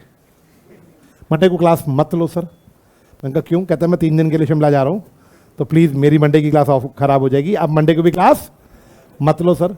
मैंने कहा मतलब तू मुझे क्लास लेने के लिए कह रहे? कहते नहीं सर मैं क्लास, अगर आप क्लास ना लो मैं आपको 2000 रुपये दूंगा। मैं चल भागे यहाँ से। अब ये 2000 किस बात के दे रहा है? क्लास ना लेने के। नेगेटिव बात मिल रही है इसको या पॉजिटिव मिल रही है? मैंने भगा दिया। मैं कहा चले ऐसे नहीं होता, मैं पैसे लूंगा तेरे से क्लास ना लेने के, भाई यहाँ से। मैंने इसके साथ कोई कॉन्ट्रैक्ट नहीं किया। वो तो कुदरती मंडे को मेरी तबीयत खराब हो गई और मैं क्लास लेने नहीं आया। मैं ट्यूसडे आया, ये भी ट्यूसडे आया, बड़ा खुश। कह रहा और सर कैसे हो? मैंने कहा बढ़िया। कह रहा मैंने आपको बोला था आप क्लास मत लो। मैंने कहा देख मैंने क्लास नहीं ली। कहते मेरी इसमें इंटेंशन थी, मेरी डिज़ायर थी कि आप क्लास मत लो, आपने क्लास नहीं ली। मैं कहा वो तो मेरी हेल्थ इशू की वजह से नहीं ली मैंने। कहता वो बात अलग है कि आपकी हेल्थ को प्रॉब्लम थी या क्या प्रॉब्लम थी, आपने क्लास लो। सर मेरा नाम श्रेयांश है, आपका नाम अश्मीत है, मैं आपको 2000 रुपीज़ देना चाहता हूँ, लो एक्सेप्ट करो सर। मैं कहा पैसे दे रहे ले लो। मैंने पैसे ले लिए। मैंने इससे पूछा कॉन्ट्रैक्ट आज बना, आज ट्यूसडे था है ना। मैंने कहा देख बेटा ट्यूसडे को तू मुझे 2000 दे रहा है, मुझे कॉन्ट्रैक्ट वाले दिन 2000 मिल रहे हैं, मेरे लिए कंसिडरेशन कैसी है? प्रेजेंट, पास्ट या फ्यूचर। मेरे को कॉन्ट्रैक्ट ट्यूसडे को कॉन्ट्रैक्ट हो रहा है, ट्यूसडे को कॉन्ट्रैक्ट हो रहा है, ट्यूसडे को 2000 मिल रहे हैं, मेरे लिए कंसिडरेशन कैसी है? Present positive. मैंने इसको बोला तुझे क्या मिला, जल्दी से आंसर दो। कहता आपने जो क्लास नहीं ली ना। मैंने कहा कौन सी? कहते सैटरडे को जो आपने क्लास नहीं ली। मेरा डाउट, आप जवाब देना, सैटरडे मैंने क्लास नहीं ली, क्या इसका डिजायर था? आवाज नहीं आई। इसका सॉरी, मंडे को आपने जो क्लास नहीं ली, मेरा लिए ये कंसिडरेशन है। सब बच्चे बताओ, क्लास नहीं लेना है इसके लिए कंसिडरेशन है। जो कौन सी क्लास थी बेटा? कॉन्ट्रैक्ट वाले दिन या कॉन्ट्रैक्ट से पहले? यानी कौन सी है ये? पास्ट में पॉजिटिव या नेगेटिव? नेगेटिव। क्या इसका डिजायर था कि मैं क्लास ना लूं? तो इसके लिए ये क्या बन गई बेटा बताओ? कंसिडरेशन। ये कौन सा एग्जाम्पल बन गया बेटा? Past negative. बच्चे हमें एग्जाम्पल में ये भी शो करना है कि इसमें प्रॉपर्टी की डिजायर होनी चाहिए। अब तनवीर ने एक एग्जाम्पल दिया था कि मेरे को बिल्डर ने मकान नहीं दिया, कुछ दिनों बाद बिल्डिंग गिर गई, मेरे पैसे खा गया। वो मेरे पैसे खा गया, मुझे तो बिल्डिंग नहीं मिली, मेरे को बड़ी खुशी हुई, उसकी बिल्डिंग गिर गई। बेटा आपको फ्लैट नहीं मिला, आप कहते मेरे लिए कंसिडरेशन है कि उसकी बिल्डिंग गिर गई। बच्चे क्या वो आपके डिजायर पे गिरी? तो वो आपके लिए कंसिडरेशन। कोई चीज मेरे लिए कंसिडरेशन कब होगी बेटा? जब वो किसके डिजायर पे होगा? क्या इस बच्चे का डिजायर था कि मैं मंडे को क्लास ना लूं और कुदरती मैंने नहीं ली, तो क्या अल्टीमेटली इसको कंसिडरेशन मिल गया मेरा मंडे क्लास ना लेना? यस। तो ये कंसिडरेशन कौन सी बन गई बेटा? Past negative. तो चलिए, हमने इस पे बहुत सारा टाइम लगा दिया, अब हम वापस आते हैं अपने टॉपिक पे। कंसिडरेशन में भी, जरा हेडिंग पढ़ना बेटा, फोर्थ हेडिंग, कंसिडरेशन में भी पास्ट, प्रेजेंट और फ्यूचर। अब ये क्या कंसेप्ट है बेटा, समझ आ गया? तो आपको मैंने कुल मिला के कितने पॉइंट सिखाए? अशांक, मैंने बेटा डाउट, बहुत लंबे लंबे डाउट्स आ रहे हैं बेटा, आर्यन, अशांक, मैं अभी नहीं पढ़ पाऊंगा, बहुत मुश्किल हो जाता है, इतने लंबे लंबे डाउट्स अभी खड़े खड़े मैं नहीं पढ़ पाऊंगा। अभी बैठूंगा मैं पढ़ लूंगा, आपके एग्जाम्पल ठीक है या गलत है? ठीक है बच्चे। अब सवाल, यहां देखो, लीगल रूल्स मैंने आपको सातों सिखा दिए, बोलो जी क्लियर है? एक बार लीगल रूल रिपीट करेंगे, किसके डिजायर पे होना चाहिए? कौन देगा? या फिर एग्जीक्यूटेड मिल गई, एग्जीक्यूटरी। नेक्स्ट सवाल, कॉन्ट्रैक्ट बनने से पहले मिल गई, कॉन्ट्रैक्ट वाले दिन मिली, कॉन्ट्रैक्ट बनने के बाद मिलेगी। एडिक्वेट होना जरूरी है या नहीं है? लीगल ड्यूटी कंसिडरेशन होती है या नहीं होती? रियल होना चाहिए या इमेजिनेशन होना चाहिए? और अनलॉफुल होना चाहिए या नहीं होना चाहिए? इमोरल होना नहीं चाहिए। बोलो जी क्लियर है? अपोज टू पब्लिक पॉलिसी होना नहीं चाहिए। हमने सातों पॉइंट समझ लिए, क्या मैं ठीक बोल रहा हूं? अब जरा देखिएगा, क्या ये लैंग्वेज रीड कर दी थी हमने सारी? चलिए अब देखिए बेटा, डेफिनेशन पढ़ेंगे 2 क्लॉज डी। रेडी? आवाज नहीं आई? When at the desire of, when at the desire of. क्या इतनी सी लाइन में पहला असेंशियल मिल गया? ये किसके डिजायर पे होगा? क्या पहला असेंशियल मिल गया? आगे पढ़ेंगे कॉमा के बाद, प्रोमिसी और एनी अदर पर्सन। दे कौन रहा है? प्रोमिसी भी दे सकता है, अदर पर्सन यानी क्या थर्ड पार्टी भी दे सकती है। क्या दूसरा असेंशियल मिल गया? आगे अब थोड़ी इंग्लिश पढ़ना ध्यान से, आगे पढ़ेंगे थोड़ी इंग्लिश। एक बार याद करना, पॉजिटिव या नेगेटिव, पास्ट, प्रेजेंट या फ्यूचर? कितने परमुटेशन पॉसिबल है? अब 6 परमुटेशन दिखाता हूं, ध्यान से देखना। Has done, has done present लग रहा है या पास्ट लग रहा है? डन पॉजिटिव या नेगेटिव? ये हैज डन हो गया पास्ट पॉजिटिव। समझ आया? आगे पढ़े। और एब्सटेन्ड, एब्सटेन का मतलब होता है किसी को कोई काम करने से रोकना, मना करना। एब्सटेन के आगे ईडी है, एब्सटेन्ड फ्रॉम डूइंग, पास्ट में रोका गया यानी पास्ट नेगेटिव। बोलो जी क्लियर है? आगे पढ़ेंगे। और डज, डज कुछ कर रहे हैं तो प्रेजेंट पॉजिटिव। और एब्सटेन्स फ्रॉम डूइंग, कुछ रोक रहे हैं करने को, प्रेजेंट नेगेटिव। समझ आ रही है बेटा बात? आगे पढ़ेंगे। और प्रोमिसेस टू डू, मैं अभी नहीं करूंगा, प्रॉमिस कर रहा हूं करूंगा, ये फ्यूचर में करने की बात हो रही है, फ्यूचर पॉजिटिव। और एब्सटेन्स फ्रॉम डूइंग, प्रोमिसेस के साथ पूरी लाइन पढ़ो, प्रोमिसेस टू डू और promises to abstain from doing. ये जो लाइन है ना, एब्सटेन फ्रॉम डूइंग एनीथिंग, ये बन जाएगी future negative. Such act, act मतलब पॉजिटिव, और एब्सटीनेंस, एब्सटीनेंस मतलब सच एक्ट और एब्सटीनेंस और प्रॉमिस इज कॉल्ड कंसिडरेशन। वो जो एक्ट या एब्सटीनेंस या प्रॉमिस होगा ना, एक्ट मतलब कुछ पॉजिटिव होगा, एब्सटीनेंस मतलब कुछ नेगेटिव होगा, या जो भी प्रॉमिस होगा उसी को क्या माना जाएगा बेटा? कंसिडरेशन। लो बच्चे, क्या आपने को 2 क्लॉज डी समझ आ गया? डेफिनेशन मैंने पहले नहीं समझाई थी, लॉजिक समझ आया? क्यों नहीं समझाई थी पहले? कल मैंने नहीं समझाई थी डेफिनेशन, मैं सीधा असेंशियल पे ले गया था। असेंशियल के बाद समझाना कितना आसान हो गया। मैंने समझाई तो है ही नहीं, मैंने तो बस रीड ही करी है। बट अगर कल मैं शुरुआत डेफिनेशन से करता, मेरा दिमाग घूम जाता एक एक लाइन को समझाने में। क्या बात क्लियर है? लो बच्चे, ये वाला पॉइंट समझ आ गया। अब 2 हेडिंग्स हमारे सामने और है। बच्चों एक बात आराम से सोच के बोलना, कंसिडरेशन एक पार्टी को मिलना चाहिए या दोनों को? हाँ जी, बच्चा कह रहा है, सिमर कह रही है आज आपने टेंसेस पढ़ा दिया इंग्लिश के। बेटा मैं तो लॉ पढ़ाने आया था। ओके, अभी बेटा बोर्ड पे जल्दी से बताओ, कंसिडरेशन एक पार्टी को मिलेगी या दोनों को? अगर एक को मिल रही है और एक को नहीं मिल रही तो कॉन्ट्रैक्ट बनेगा या नहीं बनेगा? क्या मैं लिख सकता हूं नो कंसिडरेशन नो कॉन्ट्रैक्ट? जब तक दोनों को कंसिडरेशन नहीं मिलेगी कॉन्ट्रैक्ट होगा या नहीं होगा? आवाज नहीं आई।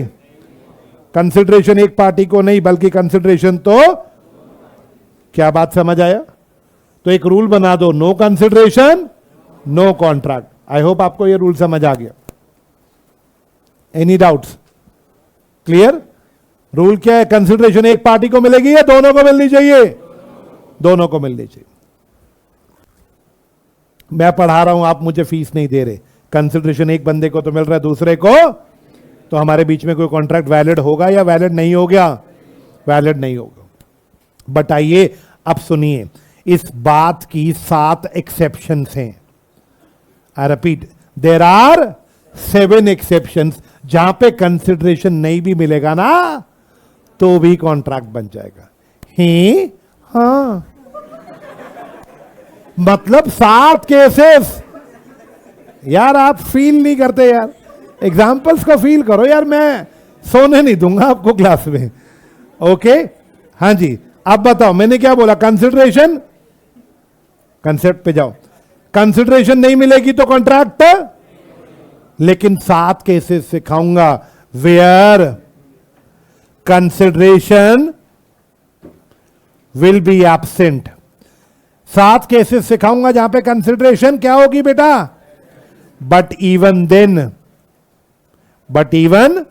Then contract will be valid. अब हमने 7 एक्सेप्शन सीखनी है जहां पे भैया अगर रोहित अभी नहीं, अभी रुक जा बेटा। हाँ, अब मैं आपको 7 एक्सेप्शन सिखाने जा रहा हूं। किस बात की एक्सेप्शन बेटा? जल्दी बोलो।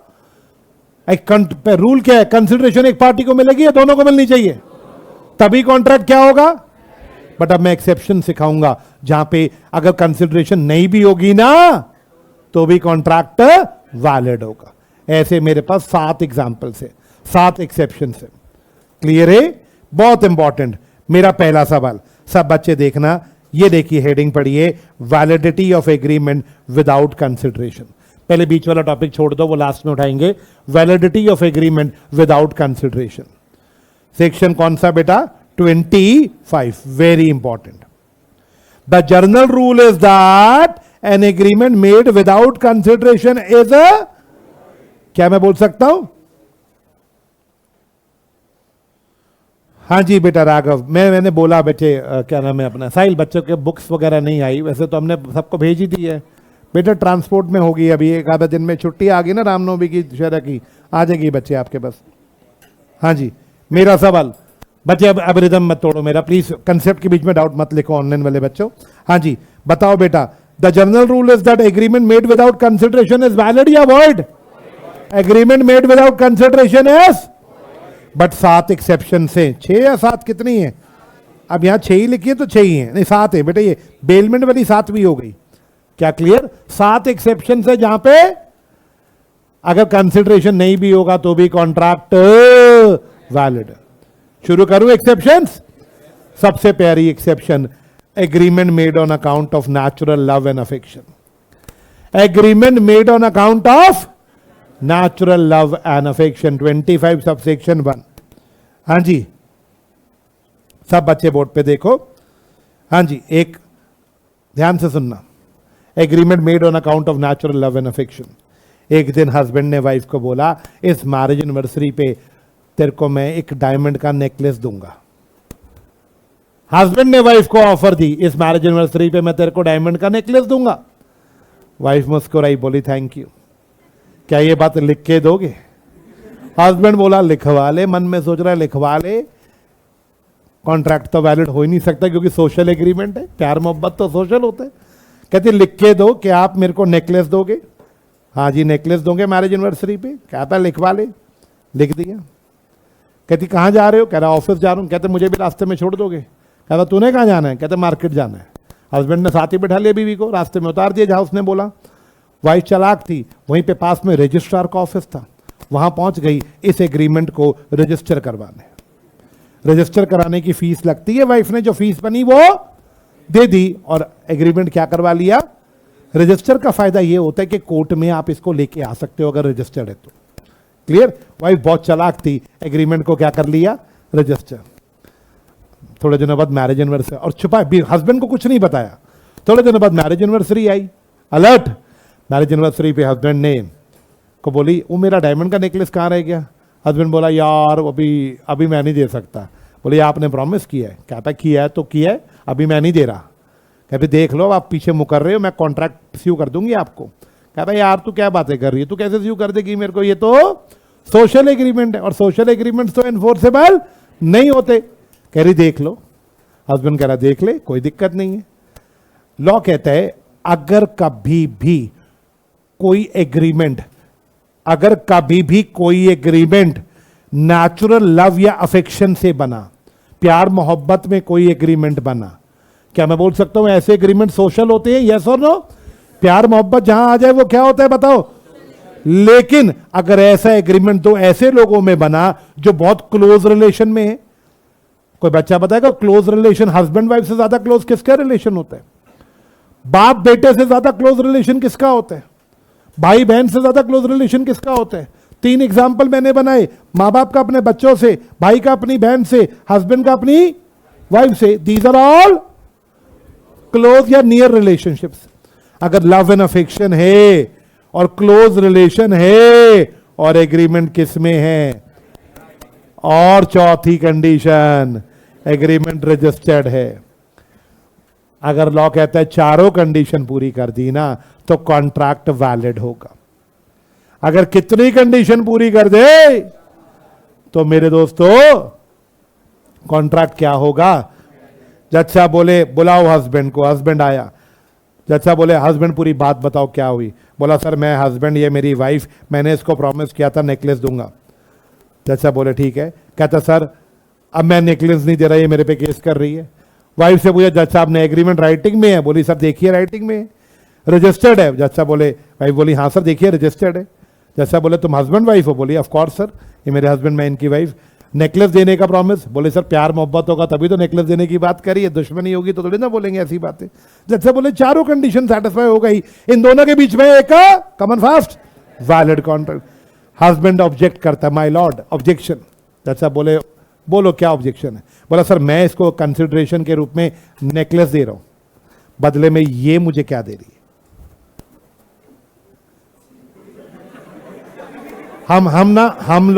हम लोग टॉपिक से बाहर नहीं जाएंगे। ध्यान से मेरी बात सुनो। जज साहब मैं इसको नेकलेस दे रहा हूं, बदले में ये क्या दे रही है? हमने सेक्शन 10 में सीखा दोनों पार्टी को क्या मिलना चाहिए? अगर मेरे को मिल रहा है, मेरे को तो कोई कंसिडरेशन नहीं दे रही, तो कॉन्ट्रैक्ट वॉइड होना चाहिए। जज साहब बोले वैसे तो तू ठीक बोल रहा है, ये तेरे को कोई कंसिडरेशन नहीं दे रही, एग्रीमेंट क्या होना चाहिए? लेकिन क्योंकि इसने 4 कंडीशन पूरी कर दी। Condition 1 natural love and close agreement है ना, और चौथी कंडीशन, जब ये 4 कंडीशन पूरी हो जाए ना तो कंसिडरेशन नहीं देखते, मिली या नहीं मिली, कॉन्ट्रैक्ट क्या होगा? बेशक तेरे को कंसिडरेशन नहीं मिल रही तो भी कॉन्ट्रैक्ट वैलिड हो। तो moral of the story, husband बाहर आया, बीवी को बोलता है यार हमने तो सीए की क्लासेस इकट्ठे करी थी, तूने कब सीख लिया ये सीए की क्लास में? सीए वाइफ बोली तुम्हें नहीं याद, सीए में सीखा तो था ये प्रोविजन हमने। बोला यार मेरे को तो याद नहीं, तूने सीखा होगा। कहते तुमने उस दिन छुट्टी कर ली थी, मैंने ये कंसेप्ट सीख लिया था, तो छुट्टी मत किया करो बेटा। क्या बात क्लियर? तो अब आप जल्दी से बताओ, अगर 4 कंडीशन पूरी हो जाए, कमन फास्ट, अगर कितनी कंडीशन पूरी हो जाए? तो अगर 4 कंडीशन पूरी हो जाए तो कंसिडरेशन हो, कॉन्ट्रैक्ट क्या होगा? क्या हस्बैंड को नेकलेस देना पड़ेगा? आवाज नहीं आई। ध्रुव का क्वेश्चन है क्या क्लोज फ्रेंड्स भी आएंगे इसमें? नहीं, लॉ ने बोला पार्टी स्टैंडिंग इन रिलेशनशिप, और रिलेशन भी कैसा? बहुत नियर रिलेशन होना चाहिए। फ्रेंड्स अलाउड नहीं है, सिर्फ क्लोज रिलेशंस। रिलेशन भी क्लोज चाहिए, दूर का नहीं चाहिए, मेरी बुआ का फूफे का बुआई है ये, ऐसे रिलेशन नहीं चाहिए। क्या बात क्लियर है? फर्स्ट हेडिंग ओवर, बातचीत बंद करो क्लास, अभी बचे, अभी सुनो। Second part, to pay for past voluntary service, ध्यान से सुनना। To pay for past voluntary service, ध्यान से सुनेंगे। क्या बात क्लियर है? Past voluntary service. एग्जाम्पल लेते हैं, एक बंदा बाइक पे जा रहा था, उसका एक्सीडेंट हो गया रोड पे, ध्यान से समझना। मिस्टर ए बाइक पे जा रहे थे, उनका एक्सीडेंट हो गया, क्लियर? वहीं से मिस्टर बी नाम का एक बंदा निकल रहा था, उसने देखा ए रोड पे गिरा पड़ा है, ध्यान से समझना। ए बेहोशी की हालत में है, बी वहां पहुंच गया ए के पास, उसने ए को उठाया, ऑटो में डाला और लेके हॉस्पिटल आ गया। टाइम पे हॉस्पिटल में सबमिट करा दिया, ए का ट्रीटमेंट हो गया, ए ठीक हो गया। बी ने ए की हेल्प करी, उसे हॉस्पिटल लाके उसका ट्रीटमेंट करा के।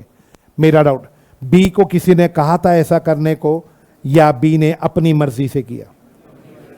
कैन आई से voluntary service? What is voluntary service? जो काम इंसान अपनी मर्जी से करता है उसको क्या बोला जाता है? Voluntary service. अब आप बताओ, बी ने अपनी मर्जी से किया जो किया, ए ठीक हुआ, थोड़े दिनों बाद ए ठीक हुआ, ए ने बी को ढूंढा, बी मिल गया, ये बोला थैंक यू भाई आपने मेरी बहुत मदद करी। अब आप आराम से बताना, थैंक यू भाई आपने बहुत मेरी मदद करी। मैं थोड़ा टॉपिक से बाहर जाके पूछ रहा हूं एक बात, क्या बी बोल सकता है भाई पैसे दे, तेरे को अस्पताल ले गए थे, तेरा इलाज कराया?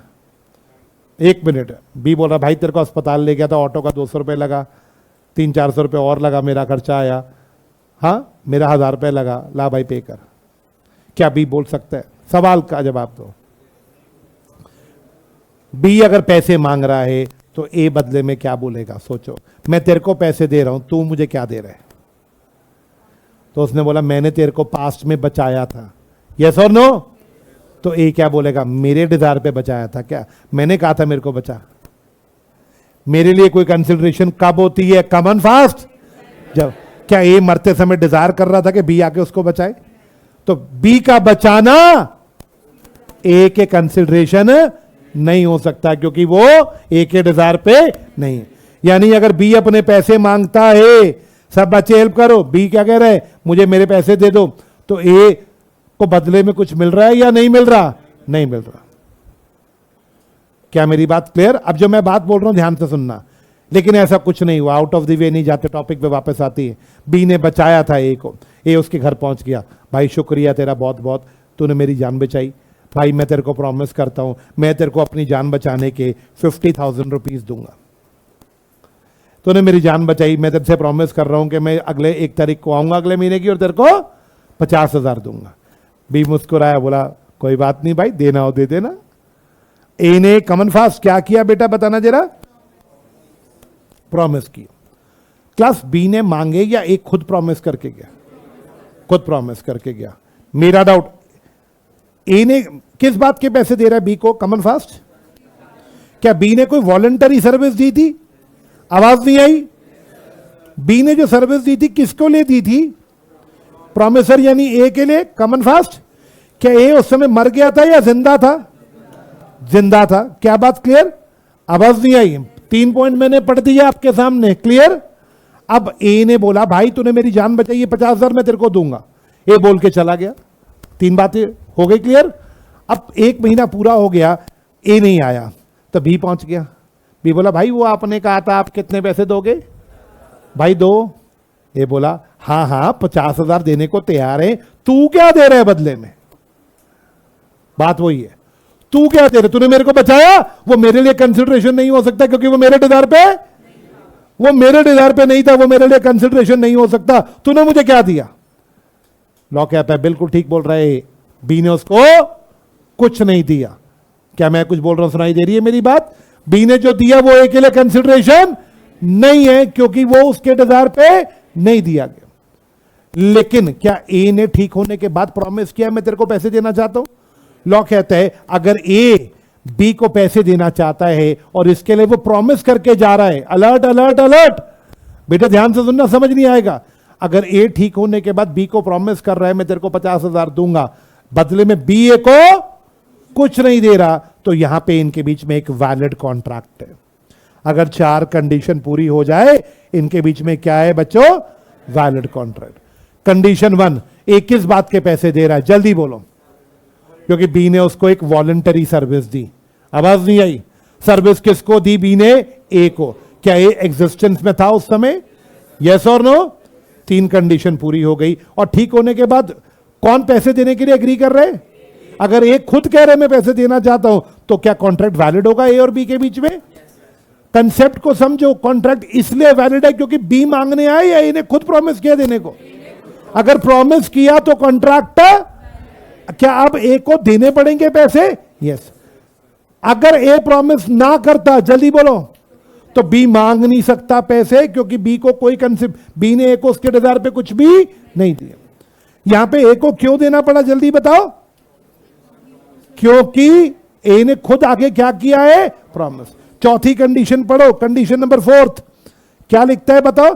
Promiser must have to compensate the promise. क्या बच्चों को बात क्लियर या नॉट क्लियर। मेरे को इसका 3rd पॉइंट थोड़ा एलैबोरेट करना चाहिए, बाकी पॉइंट्स तो क्लियर होंगे। ए पॉइंट, सर्विस किसको दी होनी चाहिए, किस लिए दी होनी चाहिए, वॉलेंटरी। बी पॉइंट, किसके लिए दी सर्विस, प्रॉमिसर के लिए। सी पॉइंट, प्रॉमिसर एग्जिस्टेंस में होना चाहिए। मुझे थोड़ा सा एलैबोरेट करना चाहिए एग्जिस्टेंस वाला पॉइंट। क्या मेरी बात समझ आ रहा है। मेरा डाउट, तुम्हारा नाम क्या है, मोहित। मोहित कब पैदा हुए थे, 2005 में, बहुत लेट पैदा हुए। हाँ, मोहित 2005 में पैदा हुए। अब मैं जो बात बोल रहा हूं ध्यान से सुनना। अभी मोहित पैदा नहीं हुए थे, बात समझना है कि एग्जाम्पल लेते हैं। अभी मोहित पैदा नहीं हुए, मोहित की मम्मा की तबीयत खराब हुई, डॉक्टर के पास गए। मोहित अभी पैदा नहीं हुए, ठीक है। मोहित की मम्मा की तबीयत काफ़ी खराब होगी, डॉक्टर ने बड़ी अच्छी ट्रीटमेंट करी, मम्मा ठीक होगी। मोहित बहुत खुश हुआ। मोहित कैसे खुश हो सकता है, मोहित तो अभी पैदा ही नहीं हुआ। सॉरी, हाँ, मोहित तो अभी पैदा ही नहीं हुआ। आपको बात समझ आ रही, क्या बात क्लियर। दरअसल मम्मी की तबीयत मोहित पेट में था, माँ के, मोहित की वजह से खराब हुई थी। क्या क्लियर, मोहित पेट में था, कोई प्रॉब्लम हुई मदर को, तो मदर को डॉक्टर ने ट्रीट कर दिया। मोहित अंदर ही अंदर बहुत खुश हो रहा होगा। अब मोहित पैदा हो गया, 18 साल का हो गया। 18 साल का हो गया, मम्मी ने बताया ऐसा था जब तू पैदा होने वाला था ना, 7 महीने का था, मेरी तबीयत बिगड़ गई थी, डॉक्टर ने बहुत अच्छा ट्रीटमेंट किया। मोहित बड़ा इंप्रेस हुआ। 18 साल का मोहित डॉक्टर के पास गया, कहता ओए डॉक्टर इधर आ, मेरे पैदा होने से पहले तूने मेरी माँ का इलाज किया था, आज मैं बहुत पैसे वाला हूं। ले बे, मोहित बोला, ले बे डॉक्टर, तेरे को मैं 10 लाख रुपया प्रॉमिस करता हूं देने का, जो सर्विस तूने मुझे दी है, जो सर्विस तूने मुझे। डॉक्टर खुश, डॉक्टर खुश। लेकिन ये एग्जाम्पल इस हेडिंग में सूट नहीं करेगा, कहानी समझ आनी चाहिए। मेरा डाउट, प्रॉमिसर कौन है, किसने प्रॉमिस किया 10 लाख देने का। ये कॉन्ट्रैक्ट तभी वैलिड होगा जब प्रॉमिसर जो प्रॉमिस कर रहा है देने के लिए, सी पॉइंट, वो एग्जिस्टेंस में होना चाहिए जिस समय सर्विस दी गई थी। सर्विस 2005 से पहले दी गई, उस समय क्या ये प्रॉमिसर नाम का मोहित एग्जिस्टेंस में था या नहीं था। तो क्या आज ये कॉन्ट्रैक्ट कर सकता है या ये वाला कॉन्ट्रैक्ट वैलिड नहीं होगा। वैलिड या नॉट वैलिड? लेकिन मेरे एग्जांपल में ए ने प्रॉमिस किया, भाई बी तूने मेरी जान बचाई, मैं तेरे को पैसे दूंगा। मेरा एग्जांपल याद है? ए जब प्रॉमिस कर रहा है, बी ने जो सर्विस दी किसको दी? क्या ए उस समय एग्जिस्टेंस में था? तो इसलिए वो कॉन्ट्रैक्ट वैलिड था। बट ये वाला कॉन्ट्रैक्ट वैलिड क्यों नहीं है? क्योंकि मोहित उस समय एग्जिस्टेंस में, जब डॉक्टर ने उसकी मम्मा को क्या दी? सर्विस। क्या बात क्लियर? तो प्रॉमिस सिर्फ वही लोग कर सकते हैं जो सर्विस के समय एग्जिस्टेंस में हो। क्या बात समझ आया? चलिए, आई होप आपको पॉइंट क्लियर है। Okay, can we proceed? बच्चे, एग्जिस्टेंस वाला पॉइंट हो गया, किसी को किसी पॉइंट में डाउट नहीं होना चाहिए। अगली heading, promise to pay for time barred debt. कोई बच्चा हेल्प करेगा? Time barred debt 25 subsection 3। बच्चे, टाइम बार्ड डेट का मतलब क्या होता है? सबसे पहले ये वर्ड समझो, टाइम बार्ड डेट। बच्चे, अब एक एग्जांपल है मेरा आप लोगों से। ए ने लोन दिया बी को, loan given to B 1 lakh rupees. A ने बी को 1 लाख रुपीस का, अलर्ट हो जाओ भाई, एक्सेप्शन नंबर 3 शुरू हो रही है, टाइम बार्ड डेट। पहले टाइम बार्ड डेट का मतलब समझो। ए ने बी को लोन दिया, कितना बच्चों? 1 लाख। बी ने बोला मैं ये लोन 1 साल बाद, यानी लेटर से 31 मार्च 2024 को रीपे कर दूंगा। ड्यू डेट क्या बन गई बेटा, बोलो? बी ने बोला मैं वापस कर दूंगा। ड्यू डेट आ गई, 31 मार्च 24 आ गया, या 25, सॉरी 24 तो हो गया ना, 31 मार्च 25 को वापस कर दूंगा। ड्यू डेट पे ए आया, बोला भी भाई आपने 1 लाख लिया था, बोला था मैं ड्यू डेट पे वापस कर दूंगा, लाओ वापस करो। तो बी क्या बोला? अभी नहीं, थोड़ा टाइम और चाहिए, अभी नहीं दे पाऊंगा। क्या ड्यू डेट पे दे दिया या नहीं दिया? थोड़ा दिन और दे दो।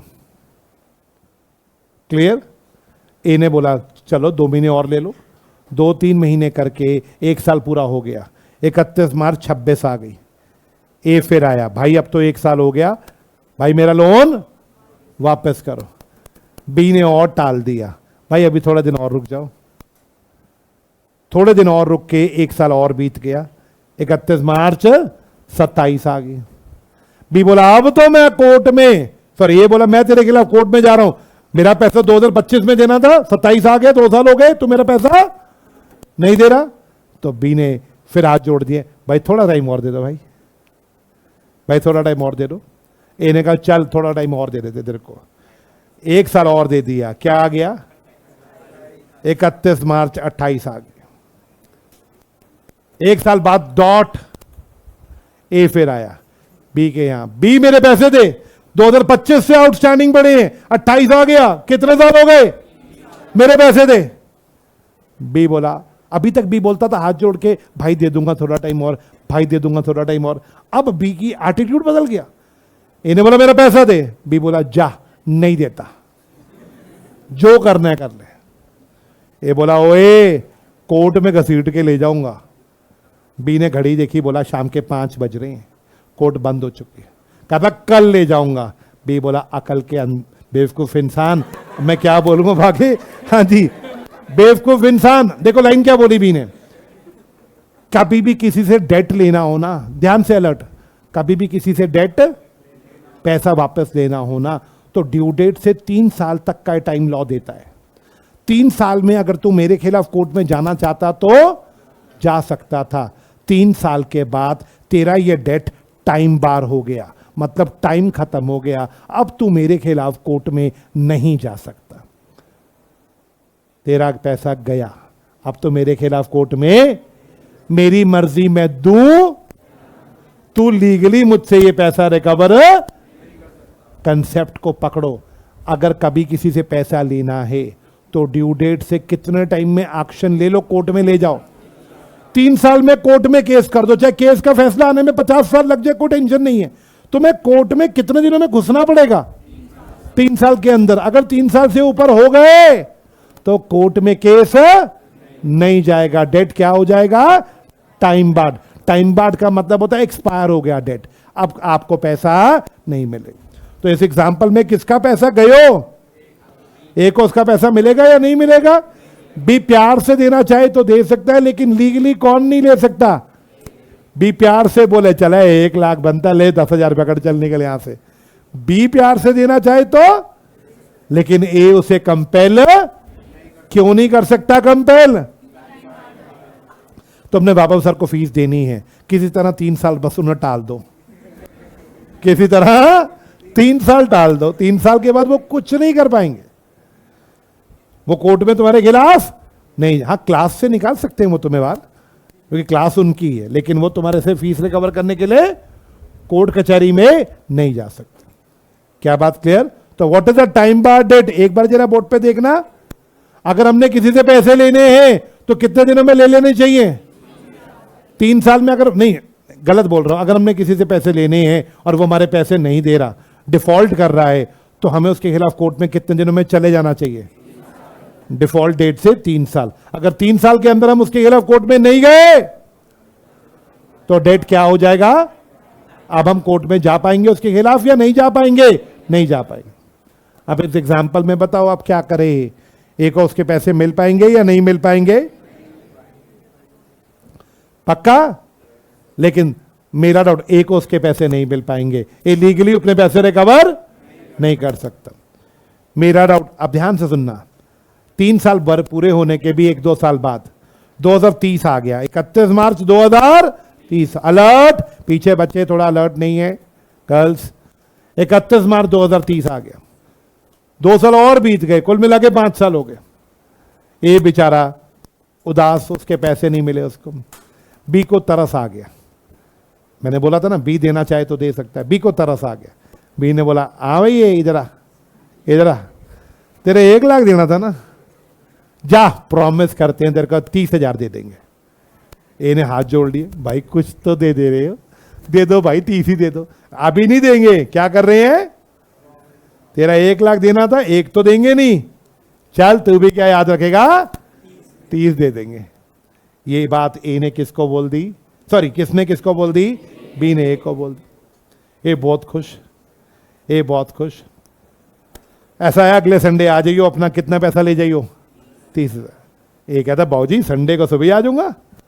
अब अगले संडे को ए भागा भागा आ गया बी के यहाँ। बी भाई वो 30,000 देने की बात करी थी, भाई वो 30,000 दे दो।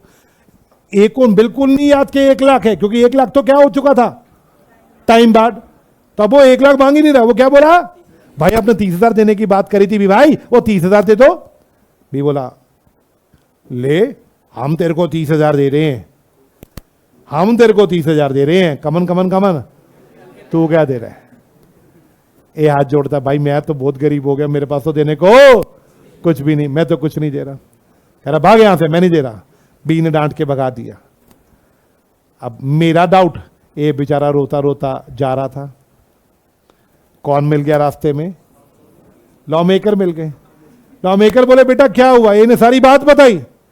लॉ मेकर बोले जाके बी को बोल दे कि अगर कोई डेट टाइम बार हो जाए, लाइन सुनो, अगर कोई डेट तो वो रिकवर किया नहीं जा सकता, बट अगर जिसने पैसे देने हैं वो खुद प्रॉमिस करे कि मैं कुछ पैसे देना चाहता हूं। अगर ये प्रॉमिस कौन कर रहा है मेरे बच्चों?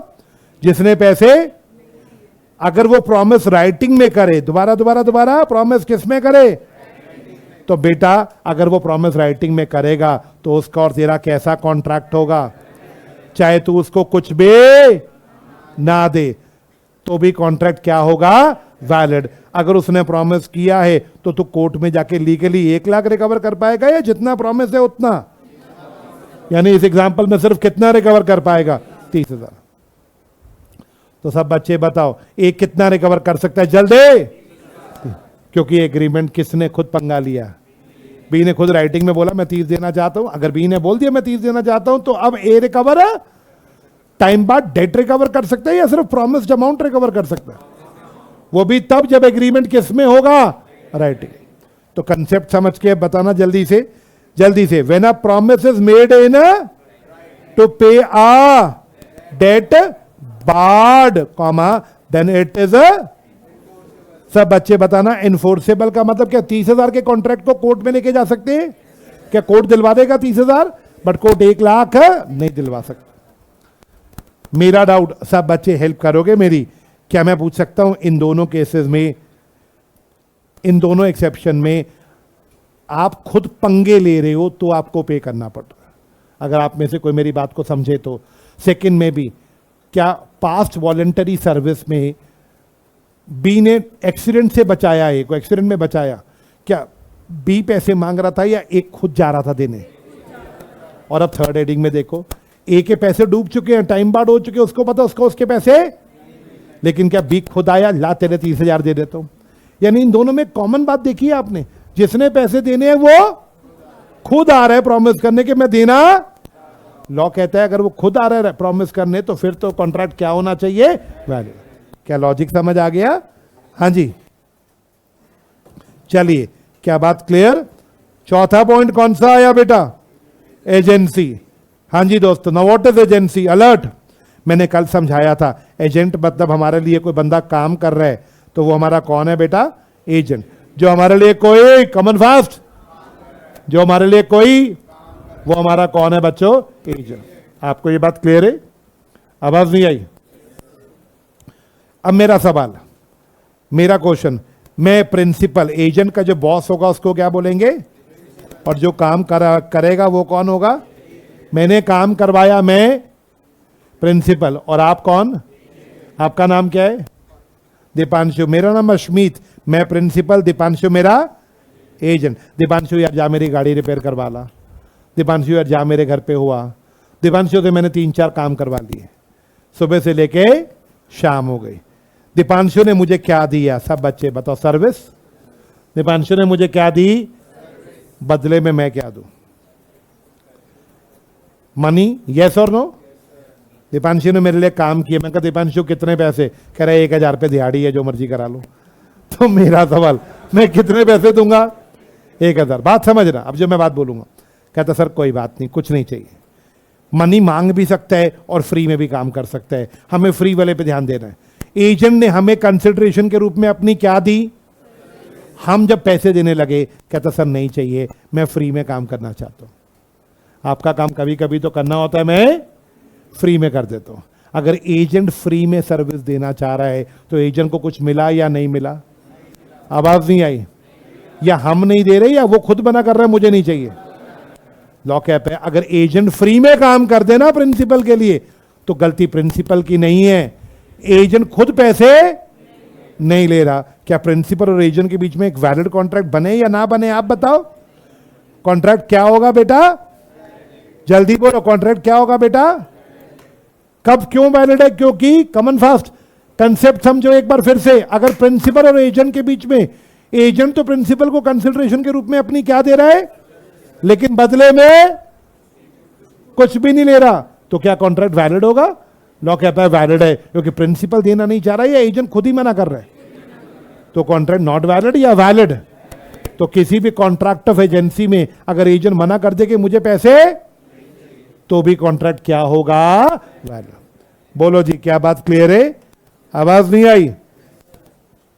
लो जी, agency as per section 185 no consideration is to create an, no consideration is necessary to create an agency. बोलो बच्चे, क्या यहां तक बात समझ आ गया? आवाज नहीं आई? और सुनाओ, क्या हालचाल? जोर से बोलो। बोल साचे दरबार की, मां लक्ष्मी की, मां सरस्वती की। लक्ष्मी की थोड़ा हाईलाइट करके बोला करो जाए यार, खुश करना है माँ को यार, इतने लोग बैठे हैं, कहीं तो आवाज पहुंच जाएगी। हाँ, समझ रहे हो ना आप बात को? ज्यादा नहीं बेटा, 200-400 करोड़ रोज बोलता मैं, 200-400 करोड़ माता को पता होना चाहिए। नहीं, मैं 200-400 भी नहीं, 400 करोड़, अनसर्टेन नहीं बोलना ना, माता कंफ्यूज हो जाएंगी। माता 400 करोड़ बस। हाँ जी, क्या क्लियर है? हाँ, मेरा डाउट 400 करोड़ चाहिए, ज्यादा नहीं चाहिए बेटा। हाँ जी, ओके। नहीं, आप भी बेटा रोज याद किया करो भगवान को, कभी तो भगवान खुश हो ही जाएंगे कि मेरा बच्चा मुझे रोज याद करते हैं, कभी तो तथास्तु बोल देंगे। अब यहाँ मेरे को ना वो नहीं चाहिए डिबेट, मैं भगवान को नहीं मानता, ये नहीं होता, वो नहीं होता, ये बातें अलग है। लेकिन बोलने में क्या जाता, जय माता दी, क्या पता वाकई कोई खुश हो जाए। और लेडीज़ को तो इम्प्रेस करने में थोड़ी तारीफ करनी पड़ती है लेडीज़ की, वो वैसे ही इम्प्रेस हो जाती है। तो माता भी तो लेडी है, और माता जी बहुत सुंदर हो, आप बहुत सुंदर हो, अति सुंदर। हाँ जी, चलो बेटा बोर्ड पे टॉपिक देखो। ओके ओके, हाँ जी, अच्छा त्रिगुण पूछ रहे हैं 400 करोड़ मिलने के बाद आप क्या करोगे? बोला बेटे क्या करूंगा, तू 400 करोड़ छोड़ 40 करोड़ दिलवा दे, बहुत है मेरे लिए। मैं तो बस हाँ जी, नहीं बेटे मैं तो पहाड़ों में चला जाऊंगा, मैंने यहाँ रहना ही नहीं है, अपना फार्म हाउस है हिमाचल में, वहीं रहना है बस। 400 करोड़ मिल गया, बैंक में रख देंगे, ब्याज आता रहेगा, अपना वहीं पे खाएंगे पिएंगे, और ऐश तो वैसे भी हम करते हैं लेकिन थोड़ी ज़्यादा हो जाएगी। हाँ जी, नहीं हवा पानी अच्छा हो जाएगा ना बेटा, थोड़ा हिमाचल हिमाचल चले जाएंगे। हाँ जी ओके, चलो अभी बोर्ड पे देखो। Okay okay okay, class board पे देखना वापस। हमने एक पॉइंट उठाया। आपका नाम क्या बेटा? मुस्कान। मुस्कान आपका बर्थडे आज? ओके लो मुस्कान, मैंने मुस्कान, किसका बर्थडे आज? हैप्पी बर्थडे बेटा। क्या नाम है आपका? आरोनी। आपका बर्थडे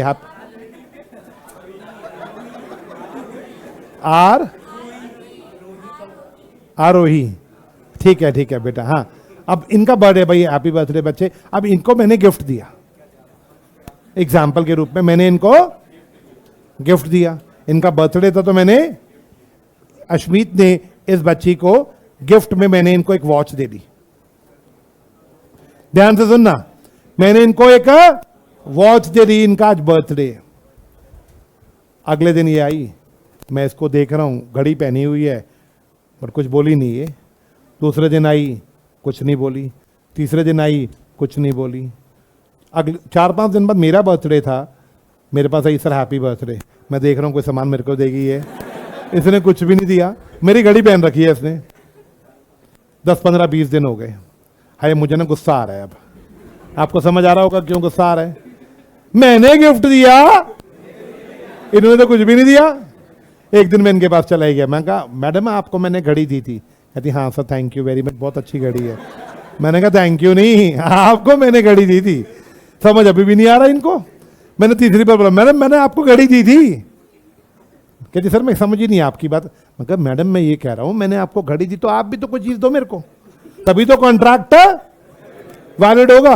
अगर आप घड़ी ले रहे हो बदले में कुछ भी, तो हमारे बीच में वैलिड कॉन्ट्रैक्ट या वॉइड एग्रीमेंट? और वॉइड एग्रीमेंट है, मेरी घड़ी वापस करो। क्यों वापस करो मेरी घड़ी? क्योंकि एग्रीमेंट क्या है? लॉ कहता नहीं अश्मीत, अगर तुम किसी को गिफ्ट कर रहे हो, सामने से बदले में रिटर्न गिफ्ट मिले। अगर आपने किसी को गिफ्ट करा तो वो एक वैलिड कॉन्ट्रैक्ट है। गिफ्ट देना क्या है? एक सामने से गिफ्ट मिले, कॉन्ट्रैक्ट हमेशा क्या होगा? वैलिड। गिफ्ट को वैलिड कॉन्ट्रैक्ट इसलिए, कई बच्चे कहेंगे सर गिफ्ट तो प्यार मोहब्बत में दिया जाता है तो सोशल होना चाहिए, इसे कॉन्ट्रैक्ट क्यों बना रहे हो? बेटा हमारे लॉ में गिफ्ट पे टैक्स लगता है। जब हम किसी को कोई चीज गिफ्ट करते हैं तो गवर्नमेंट उस पर क्या लेती है? इसीलिए गिफ्ट को हम कॉन्ट्रैक्ट के दर्जे में रखेंगे। अगर हम सोशल एग्रीमेंट बना देंगे तो टैक्स नहीं ले पाएगी ना गवर्नमेंट इसके ऊपर। इसलिए गिफ्ट को हमेशा एक वैलिड कॉन्ट्रैक्ट माना जाएगा।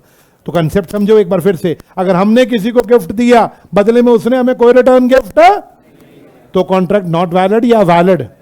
क्या ये हमारी नेक्स्ट एक्सेप्शन बन गई बच्चे? ओके अब जरा हेडिंग पढ़ना, completed gift. The rule of no consideration does not on gifts. क्या लिख लो आगे? On gifts. गिफ्ट्स पे ये रूल एप्लीकेबल? हाँ जी हाँ बच्चे दूंगा बिल्कुल पक्का। बच्चा लिख रहा आप मेरे को रोलेक्स की घड़ी गिफ्ट करो, मैं फास्ट ट्रैक की वापस करूंगा आपको। बेटे ये एडिक्वेट नहीं है। क्या बात क्लियर है? मेरा डाउट, कल एक बच्चे ने बड़ा अच्छा आइडिया दिया यार टॉपिक के ऊपर, कंसिडरेशन पढ़ाया। बच्चे का डाउट सुनना है ये वाला पॉइंट। हाँ जी, लीगल ड्यूटी कंसिडरेशन नहीं होती, ये पॉइंट पढ़ाया था मैंने। कहते सर आपने बोला जो बच्चा 90 मार्क्स लाएगा उसको 1 लाख दोगे। मैंने कहा, कहता आप 1 लाख दोगे, बदले में हम आपको क्या दे रहे हैं? मैंने कहा बेटा 90 मार्क्स अच्छे मार्क्स लाके। कहता वो तो हमारी वैसे भी ड्यूटी है आपको लाके देना, तो हम एक्स्ट्रा क्या कर रहे हैं? हमारी ड्यूटी है अच्छे मार्क्स लाना। अब वो तो 90 आ गए, हमने तो हम तो अच्छे से मेहनत करके जाएंगे। क्या अच्छे से मेहनत करके मार्क्स लाना आपकी वैसे भी? तो अगर आपके 90 आ गए तो आपने एक्स्ट्रा क्या किया?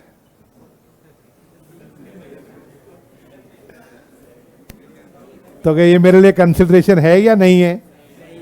तो मैं उस बच्चे को जवाब दे रहा हूं आज। ये जात पूछ के मैंने डाउट उठाया। मैंने आपको बोला आपके 90 मार्क्स आएंगे, मैं आपको 1 लाख दूंगा। मैंने इसे डाला कंप्लीटेड गिफ्ट में। 1 लाख देना मेरी तरफ से एक गिफ्ट होगा आपको। आई रिपीट, क्या होगा? और गिफ्ट में बदले में कुछ मिले ये ज़रूरी नहीं होता। क्या कॉन्ट्रैक्ट वैलिड होता है?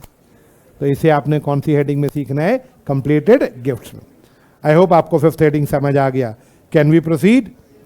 अगली हेडिंग, पहले बेलमेंट समझ लो, फिर चैरिटी पे आते। पहले बेलमेंट फिर चैरिटी। सब बच्चे ठीक है? नींद तो नहीं आ रही? थोड़ी बहुत आवाज नहीं आई। मुझे था कि पूड़ियाँ खा के आए होंगे, छोले पूड़ी खा के आए होंगे तो नींद आ रही होगी, सुस्ती तो आ रही होगी। भाई आज किसी ने 4, किसी ने 6, किसी ने 8, किसी ने 10 अपनी श्रद्धा के हिसाब से खाई होंगी। हाँ नहीं, अपना तो बेटे कोई हिसाब ही नहीं है। हम तो मना कर देते गिनो मत। नहीं यार देखो, वो गरम गरम सब्जी हो ना। अभी आपको पता है, मैं अभी यहाँ पे नहीं, मेरा जब लक्ष्मी नगर में मैं काम करता था तो वहाँ पे मार्केट में ना, जिस मार्केट में हम थे वहाँ पे हिंदू लोग हमारे फ्रेंड्स सारे थे। तो वो ना रामनवमी पे पूड़ी आलू का लंगर बनता है ना, लगता है।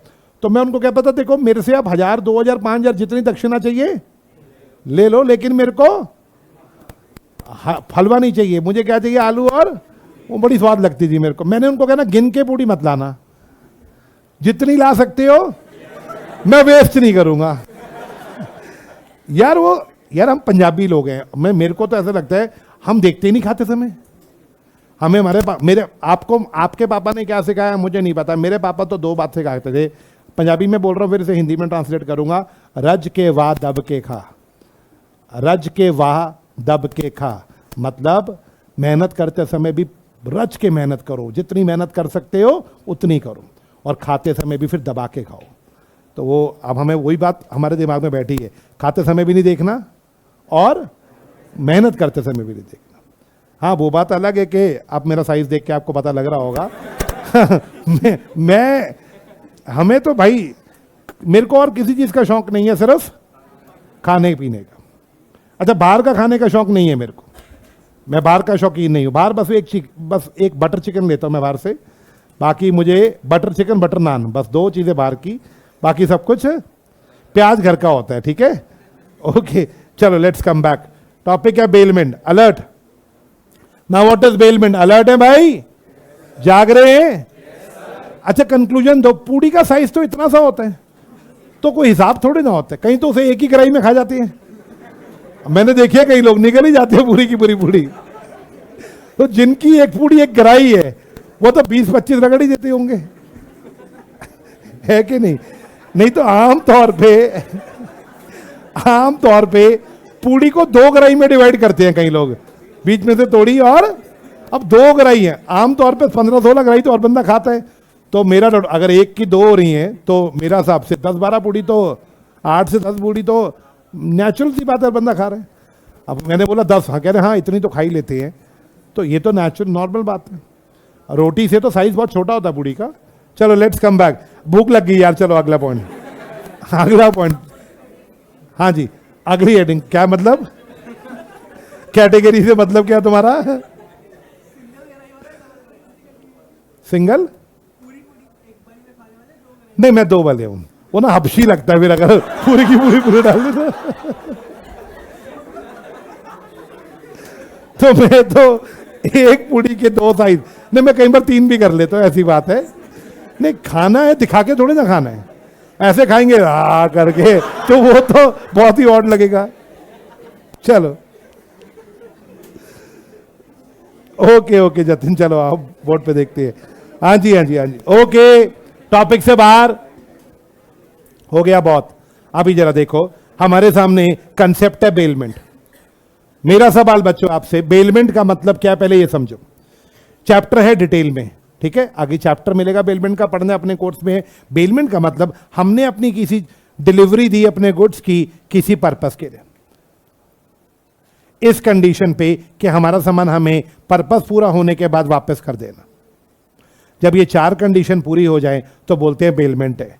कंडीशन 1 डिलीवरी दो, कंडीशन 2 किसकी, कंडीशन 3 पर्पस होना चाहिए, कंडीशन 4 पर्पस पूरा होने के बाद कंडीशन क्या आप हमारा सामान हमें वापस करोगे। एग्जाम्पल 1, आप सब बच्चे बताओ, मैंने गाड़ी रिपेयर करने को दी, क्या ये बेलमेंट है? आओ चेक करती हैं। मैंने गाड़ी की क्या दी? सर्विस सेंटर वालों को डिलीवरी दी। क्या मैं बोल सकता हूँ गाड़ी क्या होती है? गुड्स है। पर्पस क्या है बेटा? सर्विस। पर्पस पूरा होने के बाद क्या वो गाड़ी मुझे रिटर्न कर देंगे? तो उनके मेरे बीच में क्या है बेटा बताओ? बेलमेंट। क्या इस बेलमेंट में दोनों को कुछ ना कुछ मिल रहा है? आवाज नहीं आई? मेरा नाम अश्मीत, उन वो सर्विस सेंटर वाले मेरे को कंसिडरेशन के रूप में कि अपनी कार रिपेयर होके मिल गई और उन्हें मैंने बिल पे कर दिया। क्या दोनों को कुछ ना कुछ मिला? तो इस कंसिडरेशन में हम दोनों को कुछ ना कुछ मिल रहा है, यस और नो? मान लो रिपेयर वाले मेरे दोस्त निकल आए, मैंने गाड़ी रिपेयर करके बोले भाई तेरे से कोई पैसे नहीं। मैंने कहा नहीं यार ले लो, ऐसे मत करो। कह रहे भाई तू अपना दोस्त है, जा तेरी गाड़ी फ्री में रिपेयर कर दी। हो जाता है ना कभी कभी ऐसा। अब आप सब बच्चे बताओ, मेरी तो गाड़ी रिपेयर हो गई, क्या मुझे तो कंसिडरेशन मिल गई बट उन्होंने मुझसे कोई पैसे फ्री में गाड़ी रिपेयर कर दी। इसे बोलेंगे बेलमेंट में। इस बेलमेंट का नाम होता है ग्रेशियस बेलमेंट। ग्रेशियस मतलब फ्री में उन्होंने मेरी गाड़ी रिपेयर कर दी। क्या वैलिड या not valid? It is a common fast valid contract. तो अगर बेलमेंट में पार्टी आपका काम फ्री में कर दे, जैसे एजेंसी में एजेंट फ्री में काम कर देता है, अगर बेलमेंट में भी पार्टी आपकी गाड़ी फ्री में सर्विस कर रही है तो भी कॉन्ट्रैक्ट नॉट वैलिड या वैलिड? वैलिड। वंशिका, बेलमेंट का मतलब क्या है? एक बार जरा दोबारा देख लो बेटा बोर्ड पे। अगर एक इंसान दूसरे इंसान को क्या दे रहा है? डिलीवरी। किसकी डिलीवरी? गुड्स की। किस पे? पर्पस पूरा होने के बाद मेरा सामान मुझे क्या हो जाएगा? जब ये 4 कंडीशन पूरी हो जाए तो क्या बन जाता है? सब बच्चे बोर्ड पे देखो। आपने अपने एक लेडी टेलर के पास जा रहे हो बेटा आप, और जाके भैया लेडी को टेलर को बोलते मेरे ये ड्रेस सिल दो। सब बच्चे बताओ ड्रेस सिलवाना बेलमेंट है या नहीं है? देखें पॉइंट 1, आपने ड्रेस की क्या दी? डिलीवरी। सेकंड, ड्रेस एक गुड्स होते हैं। अगला सवाल पर्पस है, उसको स्टिच करना है। स्टिच करके आपको, तो आपके और दर्जी के बीच में क्या बन गया? Contract of bailment. क्या दर्जी फ्री में सिल सकता है? आंसर दो। क्या टेलर फ्री में आपके लिए सर्विस दे सकता है आपको? तो वो बेलमेंट का कॉन्ट्रैक्ट नॉट वैलिड होगा या वैलिड होगा? वैलिड होगा। क्या बात क्लियर है? No consideration is required to create a contract of bailment को डिटेल में पढ़ेंगे। एजेंसी और बेलमेंट चैप्टर है हमारे सिलेबस में। क्लियर है? Last but not the least, तुम्हें याद है मैंने पहली या दूसरी क्लास में गुरुद्वारे वाला एग्जाम्पल दिया था और मैंने बोला था इसको अब यहीं रोक दो। याद होगा, मैंने उस एग्जाम्पल को कंप्लीट नहीं किया था। गुरुद्वारे का एग्जाम्पल था ना, मैंने उस एग्जाम्पल को कंप्लीट नहीं किया था। आज मैं उस एग्जाम्पल को कंप्लीट करूंगा चैरिटी के साथ। सब बच्चे बोर्ड पे देखो। क्या बात क्लियर? मेरा डाउट, मैं एक गुरुद्वारे में गया, मैंने गुरुद्वारे में जाके बोला गुरुद्वारे वालों को मैं आपको चैरिटी करना चाहता हूं 10,000 रुपये की, कल कर दूंगा। मैंने उनसे कॉन्ट्रैक्ट कर लिया कि मैं आपको, अश्मीत ने गुरुद्वारे वालों से क्या कॉन्ट्रैक्ट कर लिया, मैं आपको 11,000 का दान दूंगा। क्या बात क्लियर? मुझे तो बदले में गुरुद्वारा कुछ भी नहीं दे रहा। यस और नो? तो बताओ ये कॉन्ट्रैक्ट वैलिड या void? This is a void agreement. दोबारा बोल रहा हूं, दिस इज अ, क्योंकि गुरुद्वारा मुझे बदले में कुछ नहीं दे रहा। क्लियर? ये सोशल भी हो सकता है, वॉइड एग्रीमेंट है, कंसिडरेशन दोनों को मिलना चाहिए। लेकिन अब एग्जाम्पल दोबारा सुनना। उस दिन मैं यहां पे आकर रुक गया था। अगर अश्मीत ने गुरुद्वारे को बोला, मान लो मैं गुरुद्वारे में गया, मैंने देखा गुरुद्वारे में लेटर से जो गुरुद्वारे की बिल्डिंग थी वो बहुत ख़राब हो गई थी। तो मैंने गुरुद्वारे में जाके पूछा ये बिल्डिंग क्यों ख़राब? वो कहते इसकी कंस्ट्रक्शन दोबारा करानी पड़ेगी। तो मैंने कहा आप कराइए। कहते जी खर्चा बहुत आएगा। मैंने कहा कितना खर्चा आएगा? बोले 50 लाख लगेगा। मैंने कहा आप काम शुरू करो, मैं पे करूँगा। ध्यान से समझना, again I am giving charity. आप गुरुद्वारे की बिल्डिंग दोबारा बनाओ, मैं 50 लाख आपको पे करूँगा। सब बच्चे बोर्ड पे देख के बताओ। अब मैं 50 लाख दे रहा हूँ, मेरे कहने पे उन्होंने कंस्ट्रक्शन एक्टिविटीज़ शुरू कर दी। क्या बात क्लियर? उन्होंने बिल्डिंग का स्ट्रक्चर तोड़ के दोबारा बनाना शुरू कर दिया। बाद में मैं मुकर गया, मैं कहा मेरे पास पैसे नहीं, मैंने जरा। लोग कहते हैं वैसे तो चैरिटी अगर आप कर रहे हो तो एग्रीमेंट वॉइड होना चाहिए, यस और नो? क्योंकि बदले में आपको कुछ नहीं मिलता। बट अगर आप कोई ऐसी चैरिटी कर रहे हो जिसके वजह से वो लोग आगे क्या कर रहे हैं बेटा? वो लोग आगे क्या इनकर कर रहे हैं? कमन फास्ट। आपकी चैरिटी के चक्कर में उन्होंने कंस्ट्रक्शन शुरू करवा दी और कंस्ट्रक्शन में क्या इनकर कर ली? तो अब की बार आपका और गुरुद्वारे का कॉन्ट्रैक्ट क्या होगा?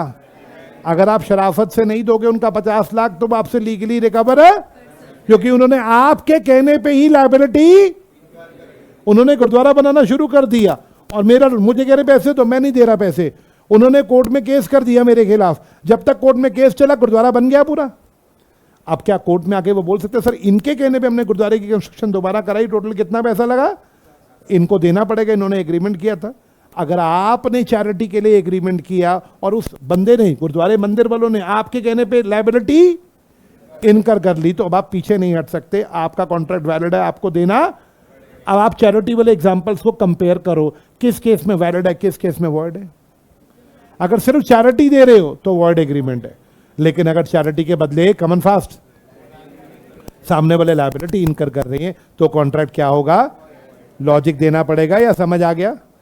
क्योंकि लायबिलिटी इनकर कर रहे हैं, क्या एक लॉजिकल बात है? उन्होंने आपके कहने पे क्या इनकर कर दी, लायबिलिटी। चलो पढ़ो, if a promisee undertakes the on the promise of the to contribute contract shall be. क्या बच्चों को समझ आ गया ये वाला पॉइंट? लो जी, वैसे चैरिटी वैलिड एग्रीमेंट है या वॉइड एग्रीमेंट है? क्लियर है? तो मेरा सवाल, सब बच्चे बताओ, as a general rule no consideration, फिर से बोलो, as a general rule no consideration. Condition 1, सब बच्चे बताओ, कंडीशन 1, अगर नेचुरल लव है 4 कंडीशन, नेचुरल लव होना चाहिए, क्लोज रिलेशन होना चाहिए, राइटिंग में होना चाहिए और रजिस्टर्ड होना चाहिए। सेकंड बताओ, पास्ट वॉलंटरी सर्विस, इसका क्या मतलब है? अगर किसी ने आपको पास्ट में कोई वॉलंटरी सर्विस दी तो वैसे आप उसके लिए लायबल या नॉट लायबल, लेकिन आप खुद पंगे ले रहे हो, प्रॉमिस कर रहे हो कि मैं पे करना चाहता हूं, तो अब आप लायबल हो। थर्ड सवाल, अगर कोई डेट टाइम बार हो गया, 3 साल से पुराना हो गया, आप लायबल हो पे करने के लिए या नहीं हो? बट आप खुद पंगे ले रहे हो, प्रॉमिस कर रहे हो राइटिंग में कि मैं देना चाहता हूं, तो कॉन्ट्रैक्ट वैलिड होगा। पॉइंट नंबर 4, एजेंसी में एजेंट फ्री में काम करना चाहे, कॉन्ट्रैक्ट नॉट वैलिड या वैलिड? Very good. अच्छा जी बताओ, कंप्लीटेड गिफ्ट में अगर मैं गिफ्ट दे दूं और सामने से मुझे कोई गिफ्ट ना मिले तो वैलिड कॉन्ट्रैक्ट है। सब बच्चे बताओ, बेलमेंट का क्या रूल है, कमन फास्ट? अगर सामने वाला पार्टी हमारे साथ हमारे को सर्विस दे रहा है, बदले में कोई पैसे चार्ज, तो कॉन्ट्रैक्ट वैलिड है। चैरिटी में अगर उसने हमारे कहने पे लायबिलिटी इनकर कर ली तो कॉन्ट्रैक्ट वैलिड। लो जी, क्या आपको ये क्लियर है? This is very important topic जो अभी हमने पढ़ा। और सब ठीक ठाक? आइए फटाफट ये वाला पेज, ये टॉपिक कंप्लीट करें।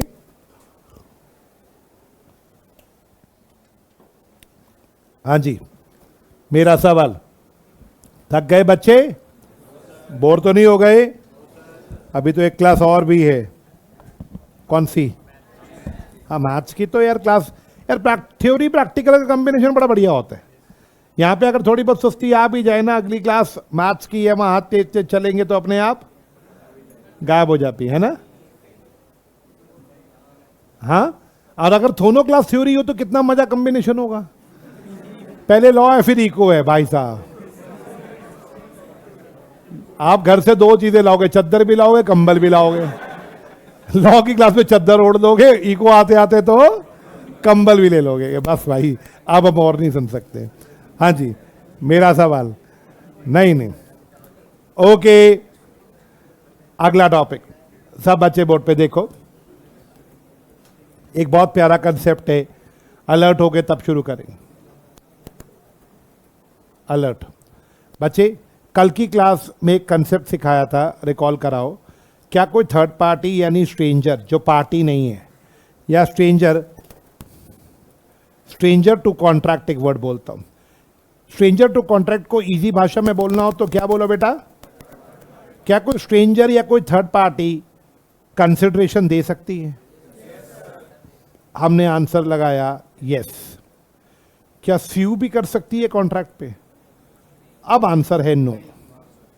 थर्ड पार्टी कंसिडरेशन तो दे सकती है, लेकिन एग्जाम्पल, अश्मीत का कॉन्ट्रैक्ट हुआ अमन के साथ, मैंने अमन को टीच करना है, अमन ने मुझे क्या देनी है? फीस। क्या बात क्लियर है? मैंने अमन को टीच करना है, अमन ने मुझे फीस देनी है। सब बच्चे बताओ, फीस अमन दे तो भी चलेगा, अमन के पापा दे दें, कमन फास्ट? मान लो अमन ने फीस नहीं दी, फीस किसने दी? कमन फास्ट। क्या पापा एक स्ट्रेंजर या थर्ड पार्टी है? स्ट्रेंजर टू कॉन्ट्रैक्ट बोलो या क्या बोलो बच्चे? Third party. अब आप बताइएगा बेटा बोर्ड पे देख के, क्या पापा कंसिडरेशन देंगे तो मैं ले सकता हूं? अलर्ट नहीं, आवाज नहीं आई? यस, कंसिडरेशन ले सकता हूं, यस, बट मैंने कोर्स पूरा नहीं कराया। सपोज अब अमन कहता सर मैं आप पे केस करूंगा, मैंने कहा हाँ अमन कर लो केस। अमन के पापा बोले तू पीछे हट, मैं केस करूंगा, मैंने पैसे दिए। तो मैं अंकल को मना कर दूंगा, अंकल जी आप पैसे दे सकते हो, केस करने का अधिकार सिर्फ किसको होता है? पार्टीज को। क्या होता है केस करने का अधिकार? सिर्फ, इसे बोलते हैं प्रिविटी ऑफ कॉन्ट्रैक्ट। वर्ड समझो, प्रिविटी ऑफ कॉन्ट्रैक्ट का मतलब होता है केस करने का अधिकार। प्रिविटी ऑफ कॉन्ट्रैक्ट यानी केस करने का अधिकार सिर्फ किसके पास होता है? अगर मैंने कोर्स पूरा नहीं कराया, अमन मेरे पे केस कर सकता है, लेकिन अमन के, क्योंकि उनके साथ मेरी प्रिविटी है, या मेरी प्रिविटी ऑफ कॉन्ट्रैक्ट अमन के साथ है।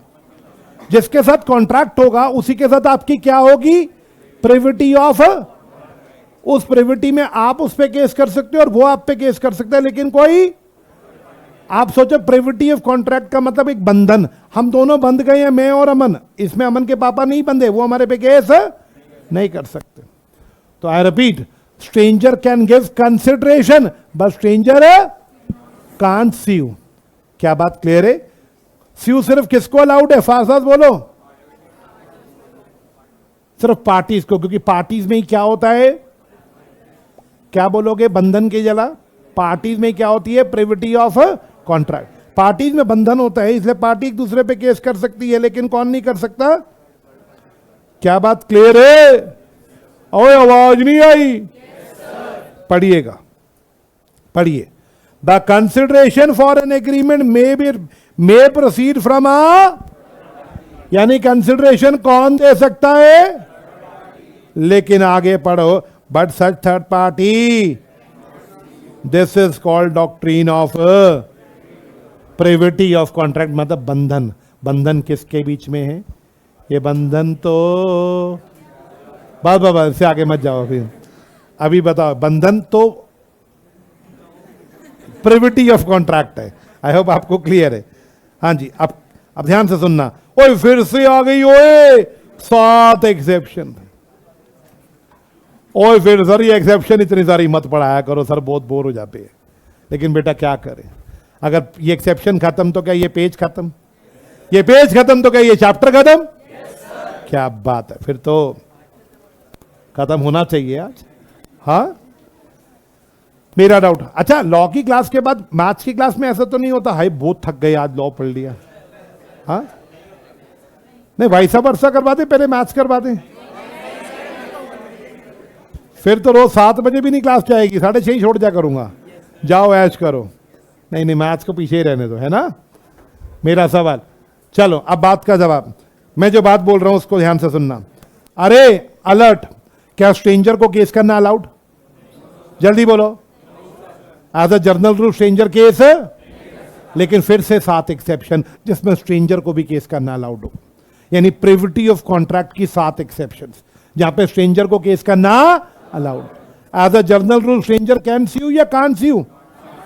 तो मैंने लिख दिया as a general rule stranger to contract can't sue. However in following 7 stranger can't sue या stranger can sue? stranger can sue। लो जी लो, मैंने कहा था हाइलाइटर और स्टिकी नोट्स आपके पास लॉ की क्लास में होने चाहिए। कोई चीज़ हाईलाइट करनी है तो हाइलाइटर, और अगर मैं कुछ एक्स्ट्रा बोल रहा हूँ लिखने को तो स्टिकी नोट्स। दोनों चीज़ें आपके पास होंगी ना तो आपको ही सही रहेगा। यस, क्लियर है? अब सवाल, अगर नोट्स में ये लाइन लिखी है तो रहने दो, नहीं लिखी तो ऐड कर लो। As a general rule stranger can't sue, however in following 7 exceptions stranger can sue. बोलो बच्चे, शुरू करूं एक्सेप्शन? आवाज नहीं आई?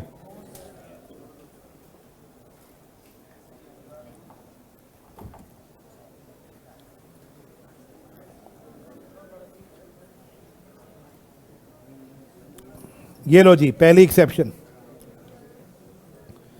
Exception number 1, in case of I hi hi hi, trust, विश्वास। ट्रस्ट का हिंदी विश्वास।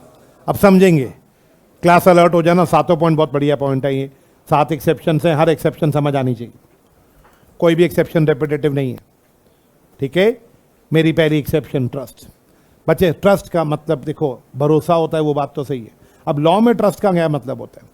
ट्रस्ट एक एंटिटी होता है, जैसे कंपनी बनाना एक एंटिटी है, पार्टनरशिप फर्म बनाना एक एंटिटी है, ऐसे ट्रस्ट बनाना भी एक। ट्रस्ट को बनाने के लिए 3 लोग चाहिए, क्लियर। जो ट्रस्ट बनाएगा उसे ऑथर या सेटलर बोला जाएगा।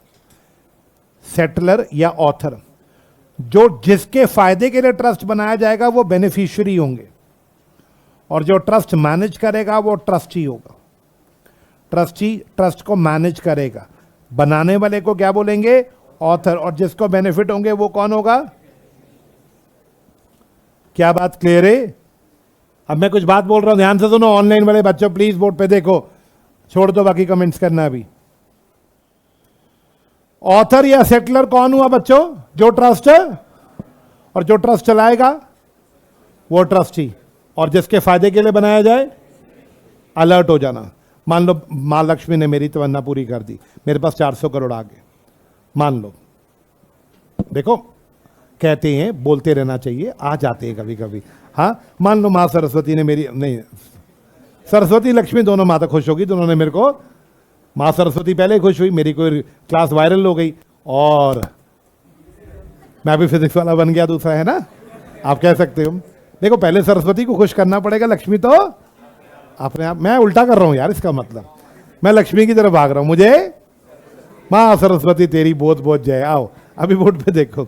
हाँ जी, अभी बोर्ड पे देखो। क्लास, मेरे पास 400 करोड़ था, मेरे बहुत सारे बिजनेस खोल दिए, क्लियर। अब मैं बुढ़ा हो गया, मैं मरने वाला हूं, ठीक है, समझना। मैं बुढ़ा हो गया, मैं मरने वाला हूं, मेरा बहुत बड़ा एम्पायर है, क्लियर। मैं सोच रहा हूं मेरे मरने के बाद मेरे बीवी बच्चों को तो कोई नॉलेज ही नहीं, मेरा बिजनेस कैसे चलाएंगे।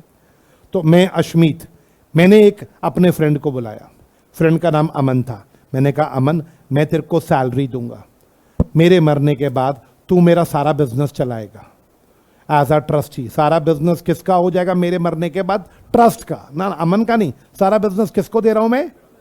किसके नाम ट्रांसफर कर रहा हूं? ट्रस्ट के नाम, और तू इसका ट्रस्टी होगा। जैसे कंपनी को डायरेक्टर चलाते हैं, ऐसे ट्रस्ट को कौन चलाते हैं? मैं अपना सारा बिजनेस कंपनी किसको देके जा रहा हूं? सारा बिजनेस ट्रस्ट को। और मेरे मरने के बाद इस ट्रस्ट को कौन चलाएगा? जैसे बिजनेस चल रहा है वैसे चलता रहना चाहिए। तेरे को इसकी क्या मिलती रहेगी? सैलरी कहां से ले लियो? ट्रस्ट में से निकाल लियो, उसके बैंक अकाउंट से हर महीने 1 लाख रुपया निकाल लियो। ट्रस्ट को तू चलाता रहियो, बिजनेस को ऐसे ही करते रहियो। जो भी प्रॉफिट्स हुआ करेंगे वो तो मेरे बेनिफिशियरी, मेरे वाइफ और बच्चों में बांट दियो। कहता है ठीक है भाई, क्या बात क्लियर? मेरा डाउट, मैंने सारा ट्रस्ट की जिम्मेवारी किसको सौंप दी? कमन फास्ट, अमन को, ट्रस्टी को। मैं चला गया, ठीक है, समझ गए आप बात? मैं चलता बना।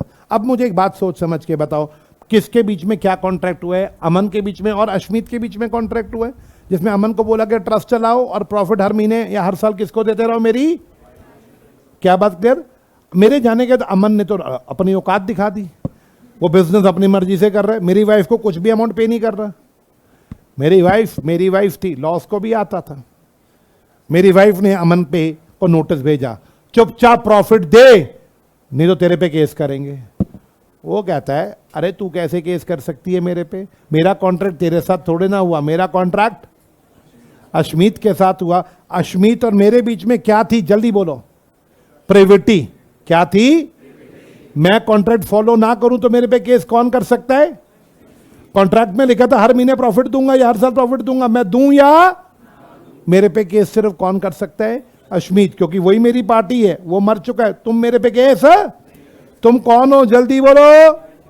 तुम थर्ड पार्टी या स्ट्रेंजर हो? तुम केस है? ये बोल रहे हैं अमन। अब आप मुझे बताओ, क्या अमन मिसयूज कर रहे हैं मेरे मरने के बाद? क्या स्ट्रेंजर को अलाउ कर दें केस करना या ना करें? वैसे तो अलाउड है, बट क्या इस केस में अगर मना कर दिया तो वाइफ और बच्चों का नुकसान हो जाएगा? तो लॉ ने क्या रूल बनाया? रटना नहीं है, लॉजिक। लॉ ने क्या रूल बनाया कि मरने के बाद क्या बेनिफिशियरीज को अलाउड होगा किस पे केस करना? अगर ट्रस्टी कॉन्ट्रैक्ट को पूरा नहीं करते। हालांकि ट्रस्टी का कॉन्ट्रैक्ट किसके साथ है, जल्दी बोलो, अश्मीत के साथ। लेकिन मेरी वाइफ कौन है हमारे कॉन्ट्रैक्ट में? मेरी वाइफ कौन है, थर्ड पार्टी या क्या स्ट्रेंजर को अलाउड है ट्रस्टी पे केस करना? यस और नो? अलाउड है। ये बन गई हमारी कौन सी एक्सेप्शन? पहली। सब बच्चे देखना जरा, in case of trust a beneficiary कौन है मेरे बच्चों? मेरी वाइफ और बच्चे। They can enforce his right under the trust में बेनिफिशियरी केस कर सकते हैं।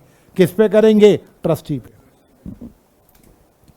मैंने बोला था आपके पास टिकी नोट्स होने चाहिए, बोला था आपको ये डायग्राम पता होना चाहिए कि कौन ऑथर होता है, कौन ट्रस्टी होता है और कौन बेनिफिशियरी। यही बस यही डायग्राम है, वो तो लाइन लिखी थी। ट्रस्ट का मतलब पता होना चाहिए। एक ट्रस्ट में ऑथर होता है, एक ट्रस्टी होता है, एक बेनिफिशियरी होता है। अलर्ट बेटा, ऐसी चीजें जो पहली बार सुन रहे हो उन्हें तो नोट किया करो ना। अच्छा, वो लाइन भी लिखनी है।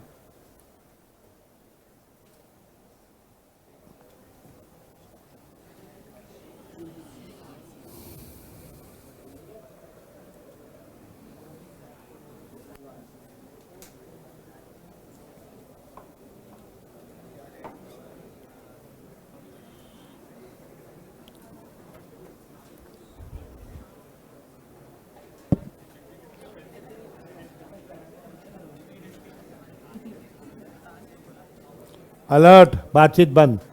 जो ट्रस्ट बनाएगा वो ऑथर या सेटलर है, जो चलाएगा वो ट्रस्टी है, और जिसके बेनिफिट के लिए बनाएंगे वो बेनिफिशियरीज। क्लियर है ट्रस्ट? चलिए बेटा थोड़ा, हाँ बच्चे थोड़ा सा फास्ट करो बेटे, वो तो बस हाँ जी केमिस्ट को ही समझ आता है, डॉक्टर या केमिस्ट को, है ना? हाँ जी। As a general rule, stranger to contract can't sue. However, in following 7 exceptions, stranger can sue. Alert! मेरी हैंडराइटिंग ऐसी नहीं थी बच्चों, वो तो अब ऐसी हो गई। बहुत ज्यादा लिख लो ना लाइफ में तो बंदे का ना फिर लिखने का ना मन सा नहीं करता, फिर वो बेमन से लिखता है। डॉक्टर भी इतना पढ़ लेते हैं, इतना लिख लेते हैं नोट्स बना बना के कि वो बोर हो जाते हैं लिख लिख के। वही हमारा भी वही हाल है। अच्छा लिखता हूं मैं, आपको अच्छा लिख के दिखाऊं? देखो मैं अच्छा भी लिख सकता हूं। 1 मिनट एक दिखा देता हूं।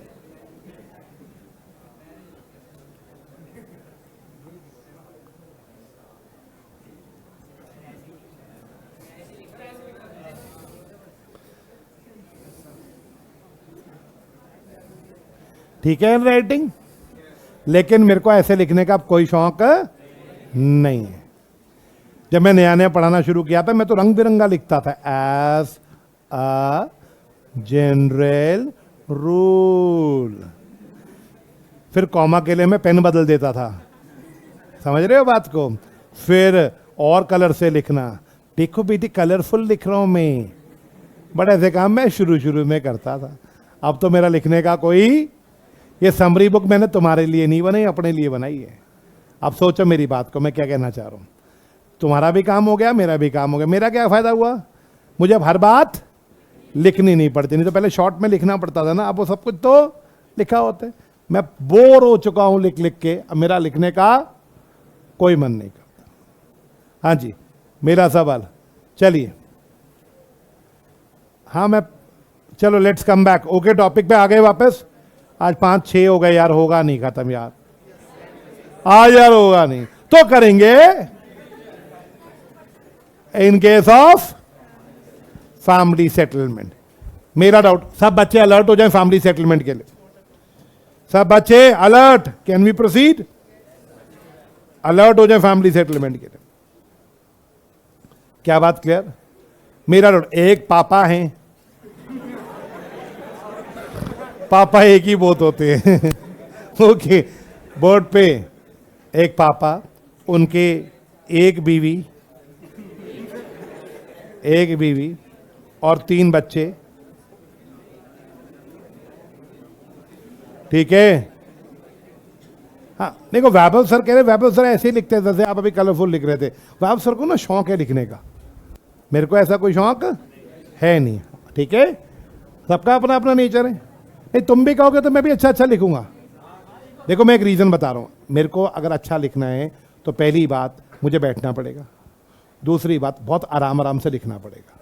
और मैं तो जितनी देर में बैठ के लिखूंगा वो अगला पॉइंट समझा के निकल जाऊंगा। क्या बात क्लियर? मेरे को स्पीड पे रखना होता है चीज़ों को, क्योंकि थ्योरी पेपर है। अगर मैं स्लो हो गया ना बेटा तो बहुत ज़्यादा नींद आ जाएगी। अभी तो थोड़ी थोड़ी आ रही होगी, बहुत ज़्यादा आ जाएगी। तो क्लास की जो पिच है या जो स्पीड है वो थोड़ी सी फास्ट रखनी पड़ती। अलर्ट। तो एक पापा हैं, उनकी मम्मी नहीं है, उनके बच्चों की एक मम्मी है और 3 बच्चे। क्या क्लियर? मेरा सवाल, अलर्ट अलर्ट अलर्ट। बच्चों में 3 बेटे हैं, हाँ जी, सन 1 सन 2 सन 3। Alert alert. सन 1 21 साल का है, सन 20, सन 2 18 साल का है, सन 3 अभी छोटा 5 साल का बच्चा है। यार तुम सारा फील ले लेते एग्जाम्पलों में यार, कंसेप्ट सुनो यार।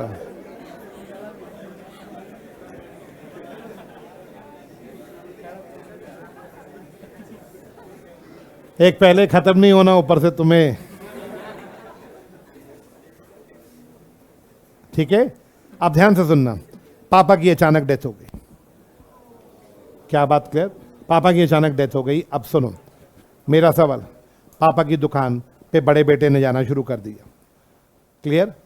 बड़े बेटे ने, सबसे बड़े बेटे ने दुकान पे जाना शुरू कर दिया। थोड़े दिनों बाद छोटा बेटा भी अपना कॉलेज पूरा करके दुकान पे जाने लगा। दोनों बेटों में लड़ाई होनी शुरू होगी। बेटा 1 बेटा 2 में क्या होनी शुरू हो गई? लड़ाई मम्मी के पास पहुंची। मम्मी ने एक सेटलमेंट करवा दी। ऐसा है। मम्मी ने अब क्या सेटलमेंट करवाई सुनना। इधर मम्मी, इधर 2 बेटे। मम्मी ने कहा ऐसा है, पापा की 3 दुकानें हैं। क्लियर? दुकान 1 बड़े बेटे तेरी, दुकान 2 S2 तेरी, दुकान 3 फिलहाल तुम दोनों चलाओ। जब तक S3 18 साल का तब तक तुम दोनों चला लो। और लेकिन तुम चलाओगे, इस दुकान से जो भी प्रॉफिट आएगा वो तुम S3 को दोगे, ताकि वो अपनी क्या कर सके? कमन फास्ट एजुकेशन।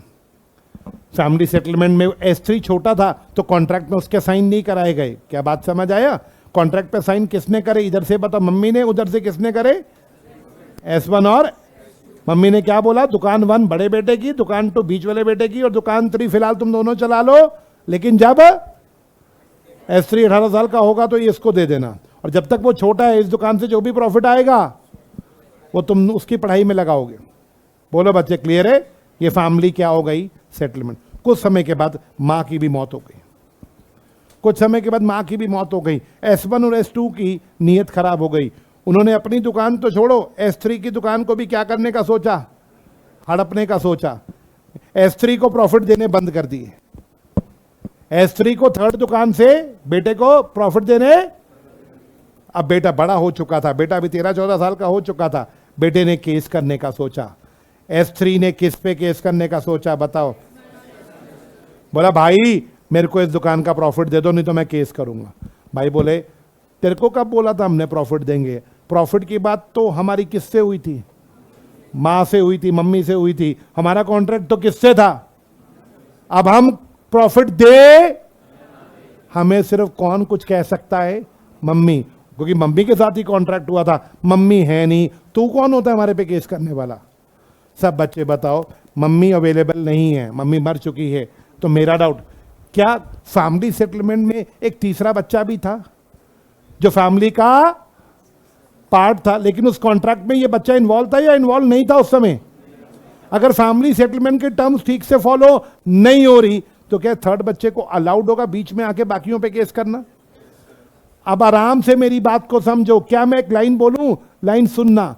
बड़े बुजुर्गों में फैमिली सेटलमेंट बंटवारे होते हैं, बट अगर बंटवारे के टर्म फॉलो बाद में ना हो तो छोटे बच्चे जो उस समय बंटवारे में इन्वॉल्व नहीं थे, क्या वो बच्चे भी केस कर सकते हैं कि जो बंटवारे के टर्म से उन्हें फॉलो क्यों नहीं किया जा रहा? या वो बुजुर्ग लोग मर चुके हैं, केस तो उन्हीं को करना था, बट वो तो मर चुके हैं, तो क्या बच्चों को अलाउड होगा केस करना? बिल्कुल। फैमिली सेटलमेंट में घर का कोई भी बंदा दूसरे बंदे पे केस कर सकता है कि जो टर्म सेटल हुई थी उसको फॉलो किया क्यों नहीं जा रहा। आप इसको ऐसे सोच के देखो। ये तो आपको मैंने एक एग्जांपल दिया है, होप मैं अपनी बात समझा पाया। यस और नो? मान लो घर के 2 बुजुर्ग हैं, उनके पास खेत है, उन्होंने आपस में एक सेटलमेंट करी दो बुजुर्गों ने कि खेत के एक तरफ बड़ा भाई का घर बनेगा, एक तरफ छोटे भाई का घर बनेगा, बीच में रास्ता रहेगा, रास्ते में कोई बंदा अपना घर नहीं बनाएगा। दोनों बूढ़ों ने ये एग्रीमेंट किया, बाद में मर गए। उनके बेटे आए, उन्होंने भी बीच में रास्ते में घर नहीं बनाया, लेकिन उसके बाद उनके पोते आ गए। एक पोते ने सोचा बीच वाला रास्ता जो पड़ा इसमें मैं घर बनाऊंगा, तो दूसरे पोते ने मना किया कि नहीं ऐसे नहीं होगा, हमारी फैमिली सेटलमेंट हुई है, हमारे एक परिवार में सेटलमेंट हुई थी कि रास्ता बीच का रखा जाएगा। वो कह रहा चल बे चल, तेरी मेरी कोई सेटलमेंट थोड़ी ना हुई है। सब बच्चे बताओ क्या केस करना अलाउड होगा एक बच्चे को दूसरे बच्चे पे उस फैमिली सेटलमेंट पे? आवाज नहीं आई? या मान लो एक दादा जिंदा है, वो एक बुड्ढा मर गया, एक बुड्ढा जिंदा है। जो बुड्ढा जिंदा है वो रास्ते में वो रास्ते का मिसयूज कर रहा है, क्या जो मर गया उसके बच्चे केस कर सकते हैं? फैमिली सेटलमेंट में अलाउड। आई होप आपको मैं ये बात समझा पाया। हाँ जी, जरा लैंग्वेज देखना। If the terms are in members of the family who originally had been who had not been may enforce the, आवाज नहीं आई, may enforce the agreement। बोलो बच्चे, क्या आपको सेकंड पॉइंट समझ आया? आवाज नहीं आई? क्या मैं सेकंड पॉइंट पे स्टॉप कर दूं आज की क्लास? मेरी तरफ से दो बातें। पहली बात, सबको हैप्पी दशहरा। हाँ जी साहब। दूसरी बात, अब हमारा देखिए, मेरा डाउट क्या, हमारे ये चैप्टर ऑलमोस्ट खत्म है बच्चों? कोई बच्चा बताएगा हमारे हिसाब से क्या 3 चैप्टर कंप्लीट हैं? ऑलमोस्ट तीसरा चैप्टर खत्म होने वाला है। बेटा आवाज नहीं, आपने घर पे लॉ की बुक को रीड करना, जितना मैंने करा दिया एक बार इसको बुक से, और जो पीछे क्वेश्चंस गिवन है उनको रीड करने। स्टडी मटेरियल के क्वेश्चन, पास्ट एग्जाम के क्वेश्चन अभी नहीं देखने, वो मैं शेयर करूंगा आपके साथ। क्लियर है? चलो बेटा, मिलते हैं आपको मंडे को। By two all, once again bye। Thank you Ashank. By two all बच्चे।